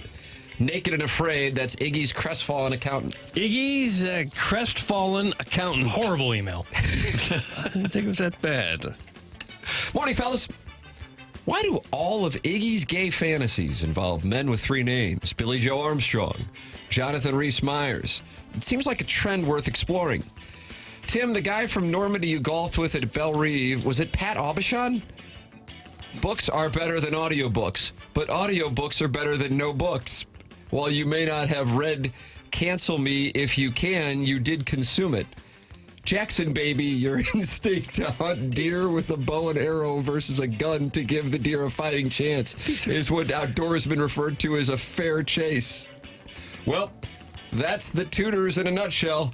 Dingle My Berries, president of the Dirty D fan club, Michael Douglas. Michael Schoen? Michael Shoney? I don't know who it is. Michael Shaney? I don't know who it is. Schone. Shane? That was kind of like a Bernie's Bits. It kind of was just random thoughts here and there, bouncing around. What was the guy's name again? Michael Shoney? Michael Shoney. Shaney. Probably Shane. I'm going to guess Shane. Do you remember Shane? Doug, can you have a friend in the diamond business? No, you have a friend in the diamond business. Okay, open up the nasal passages and try that again. Brick tops. You think do a spot? What if probably do a spot for Shane? I believe we should be welcoming door-to-door salesmen. I always try to let them do their job and hear them out. In fact, just the other week, an older gentleman came to my house trying to sell tornado helmets. Oh, I'd buy. He had a nice demeanor, so I let him in. He gave me his pitch while I was finishing up making a veggie tray for a party the following day. He looked parched, so I offered him a glass of my finest barefoot Cabernet. 1 glass led to 2, and then 3, and by the end we were lathering each other in ranch dressing and using our little liquors to clean each other. I ended up purchasing a pallet of tornado helmets, and he said when the shipment comes in that he would personally deliver them. He also said I could have my cucumber back at that time, but that it might be pickled by then. Doug, that's from the Tin Man. The Tin Man. How much ranch dressing would you need to completely submerge 2 men? Flip that off. I mean, you'd have to have a Costco-sized bucket of it. But if a storm was brewing, you'd buy a tornado helmet from a door-to-door salesman, wouldn't you? Do it without covering myself in ranch dressing. Yeah, the 2 are mutually exclusive. Hello, gents. In lieu of sending in a shirtless picture of my wife and me to seduce Doug, I wanted to share my appreciation for Movie Boy. You do a tremendous job with the program, Jackson. Thanks. And I hope you continue to churn out episodes. I look forward to listening every week and getting movie recommendations from both you and sweet, sweet Gareth. Yeah. Thanks. That's from Bobby Greenbacks. How about nice. that? Now we're getting, yeah. That's a great email. Back in the win column. There it is. Great email. And that's what we have for the Design Air Heating and Cooling email of the day. It's 10:16. Martin, you come back from vacation and you get hit with 16 minutes in onboarding. That's not good. Wow. Yeah. And I was looking at the dossier, and it says we should be in Paper's bags of tricks right now, but we're not. Clearly. Will these be minutes billed? Should be. Build minutes. We'll announce the winner coming up at 10:55 after our vote. Then we'll head down the hallway for after the morning after. I've got Spread Zone today with Riz and Anthony Stalter. Doug will get you ready for the Rocket Mortgage Classic in Detroit. What do you think? Can't wait for that one. Yep. I think, whoever, I don't even know what sport we're talking about. Is this golf? Whoever sinks the putts, that's who I like. Well, as you know, Aldrich Potgieter is the defending champion, and he can bomb it. Yeah, well, I don't care what he Well, don't bombs. spoil Spread Zone because you're going to be giving picks later. The picks are coming up here. Okay. Catch that on the TMA STL YouTube channel. All right, Martin's headed onboarding. We're headed to the 10 o'clock hour, even though it's already 10:17. It's TMA 101 ESPN.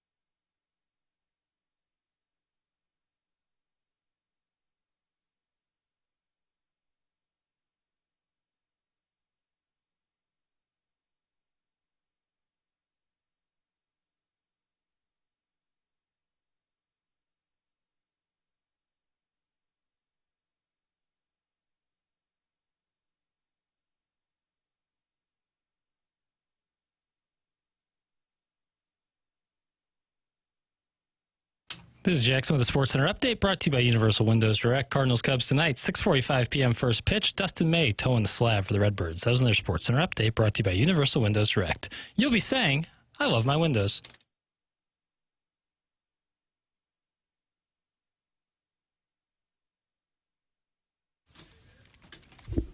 It's TMA 101 ESPN. Tim McKernan, Doug Vaughn, Chair McCurt slides into the dais when Martin goes to onboarding. Little Jackie Papers loved that rascal Puff. With you here on 101 ESPN and the TMA STL YouTube channel, and the program presented to you by Brown and Crouppen. Brown and Crouppen is the presenting sponsor of the Morning After, and Brown and Crouppen is local, founded here in St. Louis in 1979. To the insurance company, you're just a claim number. To your team at Brown and Crouppen, you are a person with a name that Brown and Crouppen cares about and will fight for. And don't you want a local law firm, one that knows how to handle the big national insurance companies and the local courts? It's Brown and Crouppen, a part of the St. Louis community. If you think you may need Brown and Crouppen services, call 314-222-2222 or go to getbc.com. Make sure you let them know you heard about them on TMA. Remember, the choice of a lawyer is an important decision and should not be based solely on advertisements. Past results are no guarantee of future results, and every case is different and must be judged on its own accord. Doug, did you see this from Jeff Jones yesterday on his Twitter tweets? Must not have, no. Okay, here you go. Quotes Mason Wynn. We could win every game for the rest of the year, and Chaim Bloom would still trade guys. That's Mason Wynn saying he's expecting the Cardinals to sell. His fellow young veteran leaders are somewhat more circumspect. They all agree they share responsibility in how the post-deadline looks. We could win every game for the rest of the year, and he would still trade guys. I don't know about that bit of hyperbole, but I think he's definitely going to try to move some people. Saying he's going to trade people and actually having that happen, of course, are two different things. But I have no doubt that he's spending a lot of time on the phone right now trying to make things happen. We want to see Dustin May have a nice night tonight, right? Yeah, that would certainly be nice. I don't know if that'd be enough to save his reputation as a guy who would be valuable to a contender or not, because he has struggled at times here over the last month or so. Can look really good and can look really bad. Mm-hmm. Last night, we got a guy who was pretty as consistent as it gets have a really bad outing. It kind of started with the first inning at bat that went 11 pitches and ended with a double as Mike McGreevy had a really rough one. And as he said in the postgame, you know what, if you'd have told me on the first day of the season that I wouldn't have a blow-up start until July 28th, I'd probably take it, but still doesn't feel real good. He thought he had good stuff at the start of the game, striking out Pete Crow Armstrong, but then some problems popped up in that first inning as he went through an 11-pitch at bat that culminated with a 2-out, 2-run double, and then it got worse in the second inning. So now the Cardinals sit here a game below 500 and 2.5 games out of a wild card spot and 2.5 games out of last place. Only 14 games behind the Brewers. Yeah, they could get them. So if they do indeed win all of the rest of their games, they could catch the Brew Crew. Think about that. Doug, always good to see you. It's better to look at you from behind. Oh, for heaven's sakes. It's people giving you compliments, man. Gosh. I don't want to be known as just a piece of meat. Can't control what people see. No, don't hate me because I'm beautiful. So the Cardinals will take on the Cubs this evening and try to stop the skid Dustin May in what could very well be his final start as a Cardinal. Will be on the mound for the Redbirds as the Cubs surge. The Cardinals flounder here with the trade deadline fast approaching. For the record, the Cardinals are the favorites tonight, Doug. They're minus 110 if you're interested in wagering. That's up to you. I was present at Dustin May's first start for the Cardinals against Tampa. That's Sunday against Tampa. And I will be present maybe for his last start. But you will be at the game tonight, is what you're I'll be telling at the us. game tonight. So if this is indeed his last start at the Cardinals, I would have seen both the bookends. Well, that'll be emotional for you. and I was there for his best start for the Cardinals, where he had a perfect game going into the 6th. Yeah. So I've seen the ups, the downs, and everything in between. What does that say, Doug? Well, that says you've watched a lot of Cardinal baseball. Thanks, Doug. He does seem to have a very high ceiling and yet a considerably low floor at times, too. History of injury as well. I think that was what teams might be looking at, especially as he enters the back half of his career. Can we get Rockio on once a week to talk doggies, since you smooth brainers obviously can't? Thanks. Loves and hugs. I've got some The Veiled Prophet who wants Matt Rockio to join us to talk about City SC, DBA, the doggies. Did he say we were smooth brainers? Smooth brainers, yes. What does that mean? Jackson? That's what the kids call people who are being dumb, is that you're a smooth brain. Like you don't have the ridges in your brain that would help with complex thinking. And what did Michael Jackson mean when he was talking about Smooth Criminal? Great question. Thank you. Great question. He did that thing where he leans forward in that one. What was that all about? It might be my favorite of his dance moves, even over the moonwalk. Wow. I just don't know how he does it. Is that the 83 Motown Awards? 83? When he did the first moonwalk? Yeah. Yeah, I think so. That was fictionalized or not fictionalized, dramatized in the film Michael. We're smooth brainers. Huh. And the complex thoughts come from the ridges in your brain? Who knows? I don't know. I don't know. I just know people call other people smooth brains and they're calling them dumb. Okay. You can call us dumb in the Forum Energy YouTube chat, where friends gather and talk it over. That is the TMA STL YouTube channel, and we welcome you to participate in the program anytime you would like. You're also welcome to text in and, of course, call in here on the program. It is TMA 101 ESPN.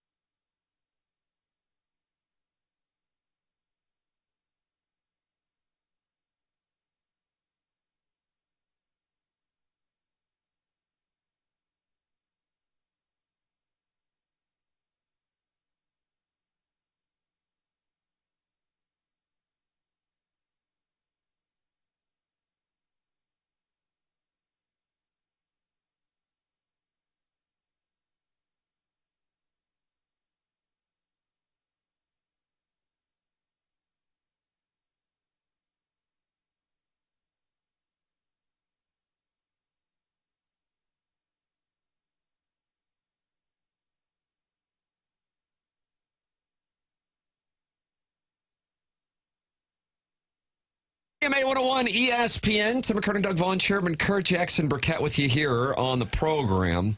And Doug, we're going to have the winner of the Design Air Heating and Cooling email of the day.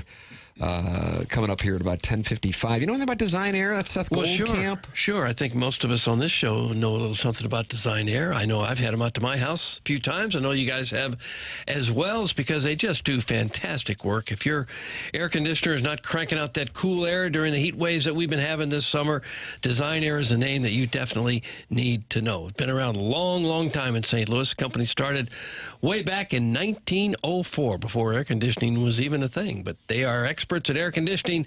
They've got a great group of technicians who can come out and get you taken care of. They are home of the handsome repairmen, of course, including Larry the Silver Fox. At Design Air, they believe in honest work. They're not going to come out and try to sell you something that you don't need. Maybe it's just a little tweak here or there, whether you're dealing with the oppressive heat or the bitter cold. They've got your back with dependable service and no pressure solutions. They've also got that maintenance plan that you could sign up for, and they'll come out and make sure that your system is working great before the really heavy-duty weather hits. Visit designairservice.com. Schedule your service today. Design Air is comfort you can count on since 1904. And don't forget about old War Scoots. They call him Scott, but boy, when he gets angry, he becomes War Scoots, and he will get you taken care of in a real hurry. Design Air brings the heat. Jackson, Brett Bielema spoke yesterday, and did he take a shot at the SEC? Did you take it as such? I thought, it was a jab. All right, here is ILL's head coach. Okay. I spent a couple of years in the SEC, was with Slive, and then transitioned to Sankey. And I just think about it now, everybody's going to have, opinions, and obviously they're going to draw the Big Ten, SEC, and all that goes around about that. But to sit in the room with both of those guys, I think with Tony and the vision and experience that he has, and to be in the room where Sankey, I know he's got to protect the SEC, and they kind of want to live in 2005 forever, but I think the forward thinking of where we are in college football is an awesome thing. They want to live in 2005 forever. Huh. I think where they are in college football right now is an awesome thing, too. I don't think the sport's ever been in better shape than it is now. It's crazy. I don't like the conferences being all scrambled up, but the money that's pouring in and the interest level nationwide, I think they've all got to be pretty happy with the way things are going. Jackson, does that make you want to fight him because he took a shot at the SEC? No, I don't care. I've said it many a time. I have no sort of conference allegiance or conference pride. I care about the Missouri Tigers. They could be playing in the SEC, Big 10, Big 12. Really care. Yeah. And your true son. I don't like, but I don't feel like protective over the altar of the SEC. Larry Thornton wasn't happy with it. He says 11-29 in the SEC. Keep crying. How about that? Yeah, I mean that's like the easy thing to poke at is his lack of success at Arkansas, but I don't know. I like Brett Bielema. Yeah, he seems like a good guy. Mm-hmm. Big Ten Commissioner Tony Petitti also spoke yesterday at the same spot where Brett Bielema was talking. With regard to the criticism of the Big Ten's depth and how the fact that the SEC has the perception of more depth is inaccurate, and Big Ten in the national championships they've won the last 3 years are a byproduct of surviving the gauntlet of the Big Ten's depth. You cannot send your top teams out into the CFP unless they've played and have them be successful, which we have been very successful if they're not going through a gauntlet in the regular season. This idea that the middle of our conference isn't hard is just not right. Like, at the end of the day, our teams are ready for the CFP. Our travel looks like the CFP travel. You're going all over the country. How we play, the difficulty in the road in the Big Ten, I just think that's overlooked. The reason why we've been so successful is our teams are prepared. When the best teams in any given season play each other, that's great. That prepares them. But you also get through a lot of really difficult games. You cannot just be ready to go play in the postseason after you think you've played something easy. It just doesn't happen. And so I think that's kind of something that gets overlooked in our league. We have a really difficult league. It's tough to win on the road in the Big Ten for even the best teams. Well, I get what he's saying, but there I are think some cupcakes. There's Well, I just think it's because they have so many teams. Yeah. Like 18 teams, so many. Like, you look at Indiana's schedule next year, like, for sure, they have to go play Ohio State at home and then Michigan on the road the next week. That's tough. And then at Nebraska the week before. But before that, they play Northwestern at home and at Rutgers. Like, that's just pretty It does easy. not compare to No. something like the SEC. Yeah. Again, speaking to the fact that the top is incredible and having to go play those games is incredibly hard, maybe more difficult than the SEC, and the bottom is way weaker. Worst team in the SEC, what do you say? Mississippi State. Okay. And here I am as a Missouri fan. And I think Missouri wins that game. And I haven't seen either team play, and I have no idea who's on Mississippi State, being completely transparent. I feel like that's a 60%er. Yeah, 6 or 7 times out of 10. Yeah. And then how often is Indiana beating Purdue, Rutgers, Northwestern? I think 9 out of 10 times would be on the low end. So, but then again, do you want to fight Tony Petitti? No, because I get what he's Right, saying. You're not fighting anybody, just so you know. I get what he's saying. Not to mention, you're Stop it, Jackson! It's from Hail State Mike. Gosh, why won't you quit? Because of Mississippi State. Oh, Hail State Mike is becoming a presence. I'm sorry, it's not a personal shot at Mississippi State. I got no beef with them. The cowbell thing is a little not for me. But it's nothing personal. Doug, gentleman just sent this in. What is that? Who has the strongest strength of schedule? The SEC. Why?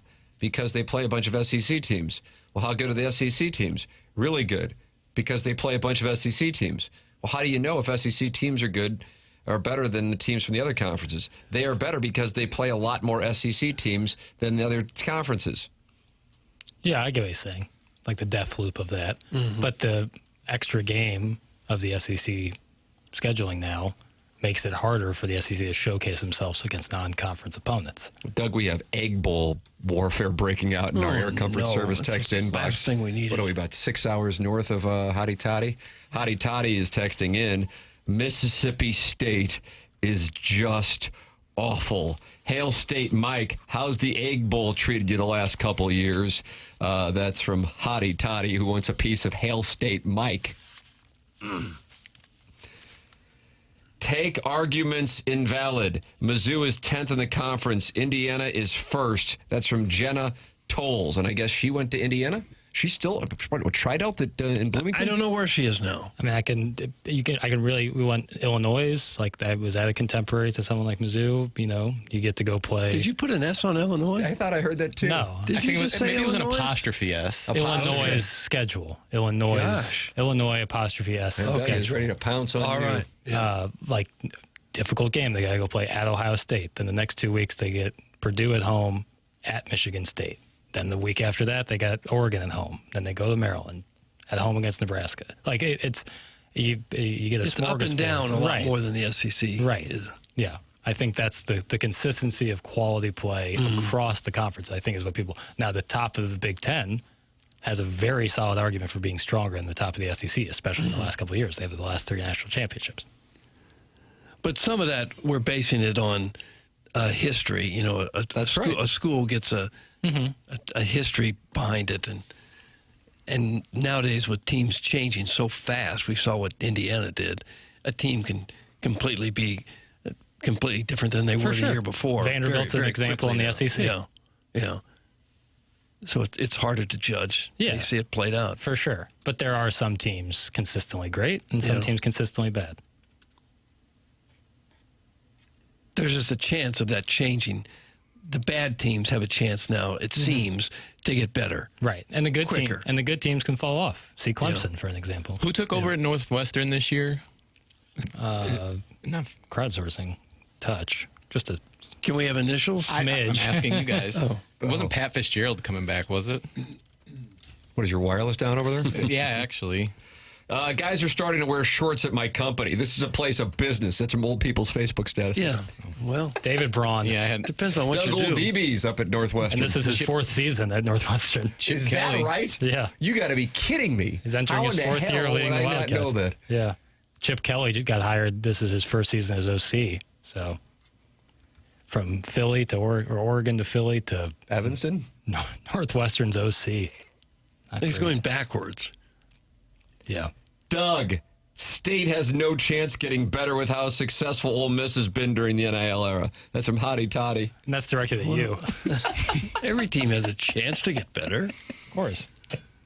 Why can't you wear shorts into work? That's from Dirty Dan the Garbage Man, who's not happy with old people's Facebook statuses. If you work outside in this heat, I would hope that you're allowed to wear some sort of shorts, unless it's like a safety thing. Construction guys. Yeah, wear long I pants. think the guys talk about it in the office. That's fine. Why is it that fans of SEC teams rightfully hate all other SEC teams, where the poser conferences always need to validate their own substandard conference by saying how good them and all their little, quote, rivals are? That's from Ed Time of the Brothers Time. Yeah, that's kind of where I'm at. I don't get the whole, we got to stick up for the conference. Who gives a damn? And, I'm telling you, the college football playoff isn't going to be decided in Twitter mentions. So I don't get why that's always, going on. Reality hits you November 6th, Jackson. You've been running for 25 years. Shut it. That's from Thurman in HR. That just could not have felt very good. Let's talk about the SLU Mizzou hoops game. Yep. Feel very confident about that one. You think Mizzou will take them? Yep. Good morning. Shrimply is all bricked up about Los Tigres season. Gabe gonna take off that shirt, you dig? That's from Shrimply Pibbles. You dig? He and his wife are going to Lawrence. They're going to Starkville. They're going to Oxford. They're going to Fayetteville. They're going to Athens. Gabe gonna take off that shirt, you hear? I just like a guy who finishes a sentence with "you dig." Young Thug did it all the time. I can wear shorts to the office. It's an AI company. We are Bull-Dong AI for the U.S. military, which is how Skynet starts in the Terminator pictures. Sorry in advance. It's Brad and Boca. Odd. I think PGA golfers should be allowed to wear shorts. They do on Live. Yeah. And they do have Live. Yeah. We need a Mr. Licks call. Oh, you're going after Licks. After Don't you that go after Licks. Michigan team championship got canceled. They let them wear shorts now in the practice rounds, but not in real competition, which seems like a step in the right direction, but one more step away from the finish line. They'll get there sooner or later. I would bet in the next 10 years. Guys, it's sad how much I'm looking forward to Gabe's post-game shows. It's the Hunchback of Von Castle. Let me tell you something. No matter what, the one after that night game, Friday night game in Kansas. Yeah. It's going to be must-watch because people will have a long day to get after it. More viewers if they lose than if they win. Yeah. Absolutely. But, and more, it'll be funnier if they were to lose. Gabe's post-game would be funnier. My personal headspace would be in shambles, but the post-game show would be funnier if they lose. Tell you something, you're 2-1 heading to Starkville, Doug. Just telling you. Nah. Kansas football. What is the show me state? You got to actually show me. I've heard a lot. I need to be shown.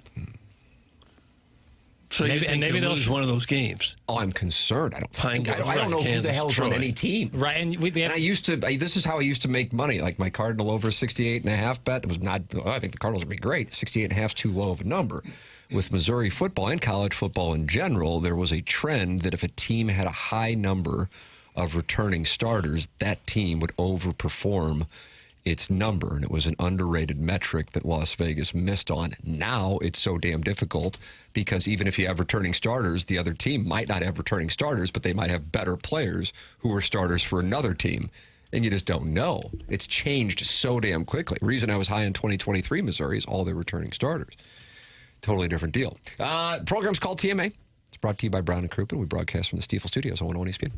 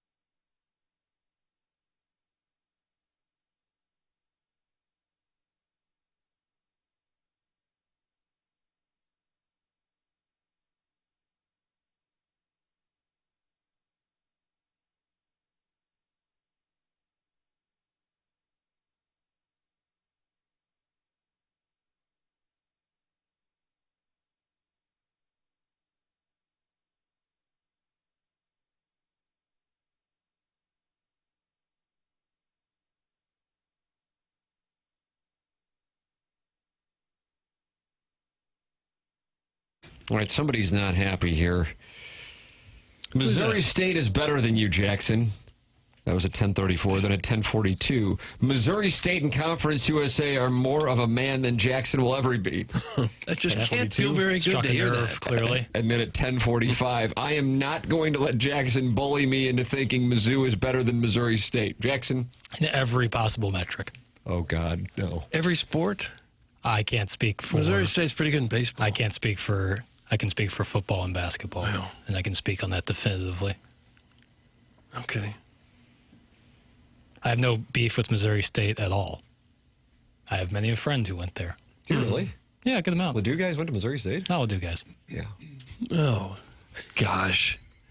It peaked out there, didn't it? The elite of the... Well, Nobody from Ladue goes to Missouri State. That's not the case, but none of my friends did. However, I have, because I'm a man of the people, friends who I've made later in my life who went to Missouri State. Great people. Across the board. I think some St. Louis U High guys went to Missouri State. Now they transferred to CBC first, but yeah. Okay, yeah. And I have no ill will towards Missouri State, but the person said Mizzou's been ducking them since the early 90s, but they played in 2017. I was just Steve stating a Alford fact. came into the Hearn Center in 1998 and shocked the world. And Norm Stewart beat Missouri right on the floor in Columbia. And I was there. And there was one of the sickest dunks I've ever seen in person. Was that William Fontenot who had that dunk? I don't know who had the dunk. What year was that? I think 98 Papers. Okay, year I was born. So I have very little recollection of that. Yeah. Wouldn't expect you to. Right. It's hard when you first come out of the womb to remember everything you see in college basketball. Right. I wish I had a better memory of it. Mizzou Club Beer League hockey's trash. It's from the 3-1-4. I'm sure that fluctuates by season. Yeah, and they have to go to Jeff City to play, too. Right. Like a rinks in Columbia. Yeah. Is it safe to say that Missouri is one of the most disappointing major universities in regards to football and basketball? No, I don't think that'd be fair. I don't think that'd be fair to say. And I think that was a leading description of it. But we are due to have a champion in one of those. How many? There's not that many champs. Let's get to a title game. Yeah, I would love that too. But the idea that only Missouri is not winning national championships or going to Final Fours is nonsense. Yeah, but that's our school. We want it to happen. You're preaching to the choir. If you leave Ladue from Missouri State, they don't let you back into Ladue. That's from the Unknown DJ. Is that true? Is that an ordinance? No, not the case. There's plenty of students at Ladue that would have loved to go to Missouri State. Where do most of them go? They go to Yale and what a call. Princeton. And as of late, WashU has started letting a lot more St. Louis kids in. That didn't used to be the case. It used to be really kind of tough. So it's kind of WashU and Missouri State? And everywhere in between. But just like most public schools, kids go all over the place. Yeah. That dunk you were talking about was nasty. Yeah, how about that? William Fauntleroy? Yes, that's what a Fauntleroy, not Fontenot. Cats. So that's up on YouTube there, Chairman. I don't know how to describe Big old hoop windmill. rock. Let me see. Flip it over. Ladies and gentlemen, Chairman Do Kurt's this like you're doing the Trailblazer games. Okay. Watch this, down the court, Papers. breakaway. No! On your head. And then all of a sudden, it got real for the Bears, and they're thinking upset in Columbia, Missouri. We were thinking about going to the Peach Pit after dark and having ourselves a little pony show, and here comes Southwest Missouri at the time, shocking the world and setting the table for Norm Stewart's quote-unquote retirement. Yeah, boy. Little tomahawk right on his head. Steve Alford. Yeah. Sideways with Bobby Knight afterwards. Bobby Knight didn't shake his hand, you remember that? No fly zone. Okay. We got a break. It's TMA 101 Speed.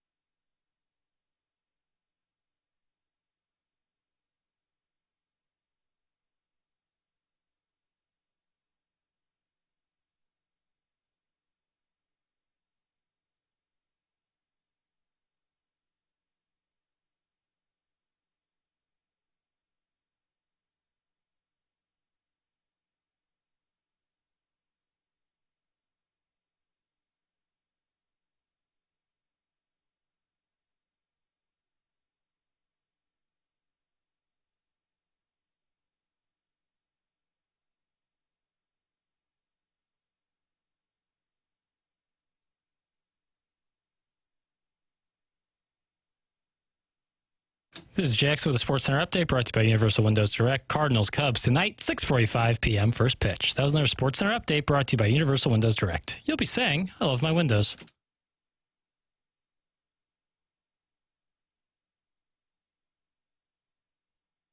.101 ESPN and TMA, BK and Ferrario coming up. Jackson, who won the Design Air Heating and Cooling email today? That would be Mark from Mark. Yeah, this Mark. Oh, be darned. We are in the equivalent for the Design Air Heating and Cooling email today to Tiger Woods in 2000 with Mark's Mulch and Brawl Emporium. This guy is doing something two special. in a row, yeah. We are witnessing history, and I think a lot of listeners probably feel like they're fortunate to be alive during Mark's era. You think it's the catchphrases that he's stolen from other companies that's helping him? I mean, I think he delivers the heat, and then his catchphrases that are his originals. I don't think so. Are kind of the cherry on top. And you walk out of the show going, man, we were just dazzled by George Michael and Andrew Ridgeley. DBA Wham. Oh, okay, yeah. Speaking of men's men, Mentality. Mentality, lowtusa.com. Mentality is where you can go if you want to be the dad that everybody respects. Remember that dad we all respected, worked all day, coached a team at night, and still had something left in the tank at bedtime? If you are now the dad who's lost a step and feels like you've given up, there is a reason. Low energy, low motivation, tired all the time, belly fat creeping up while muscle slips away.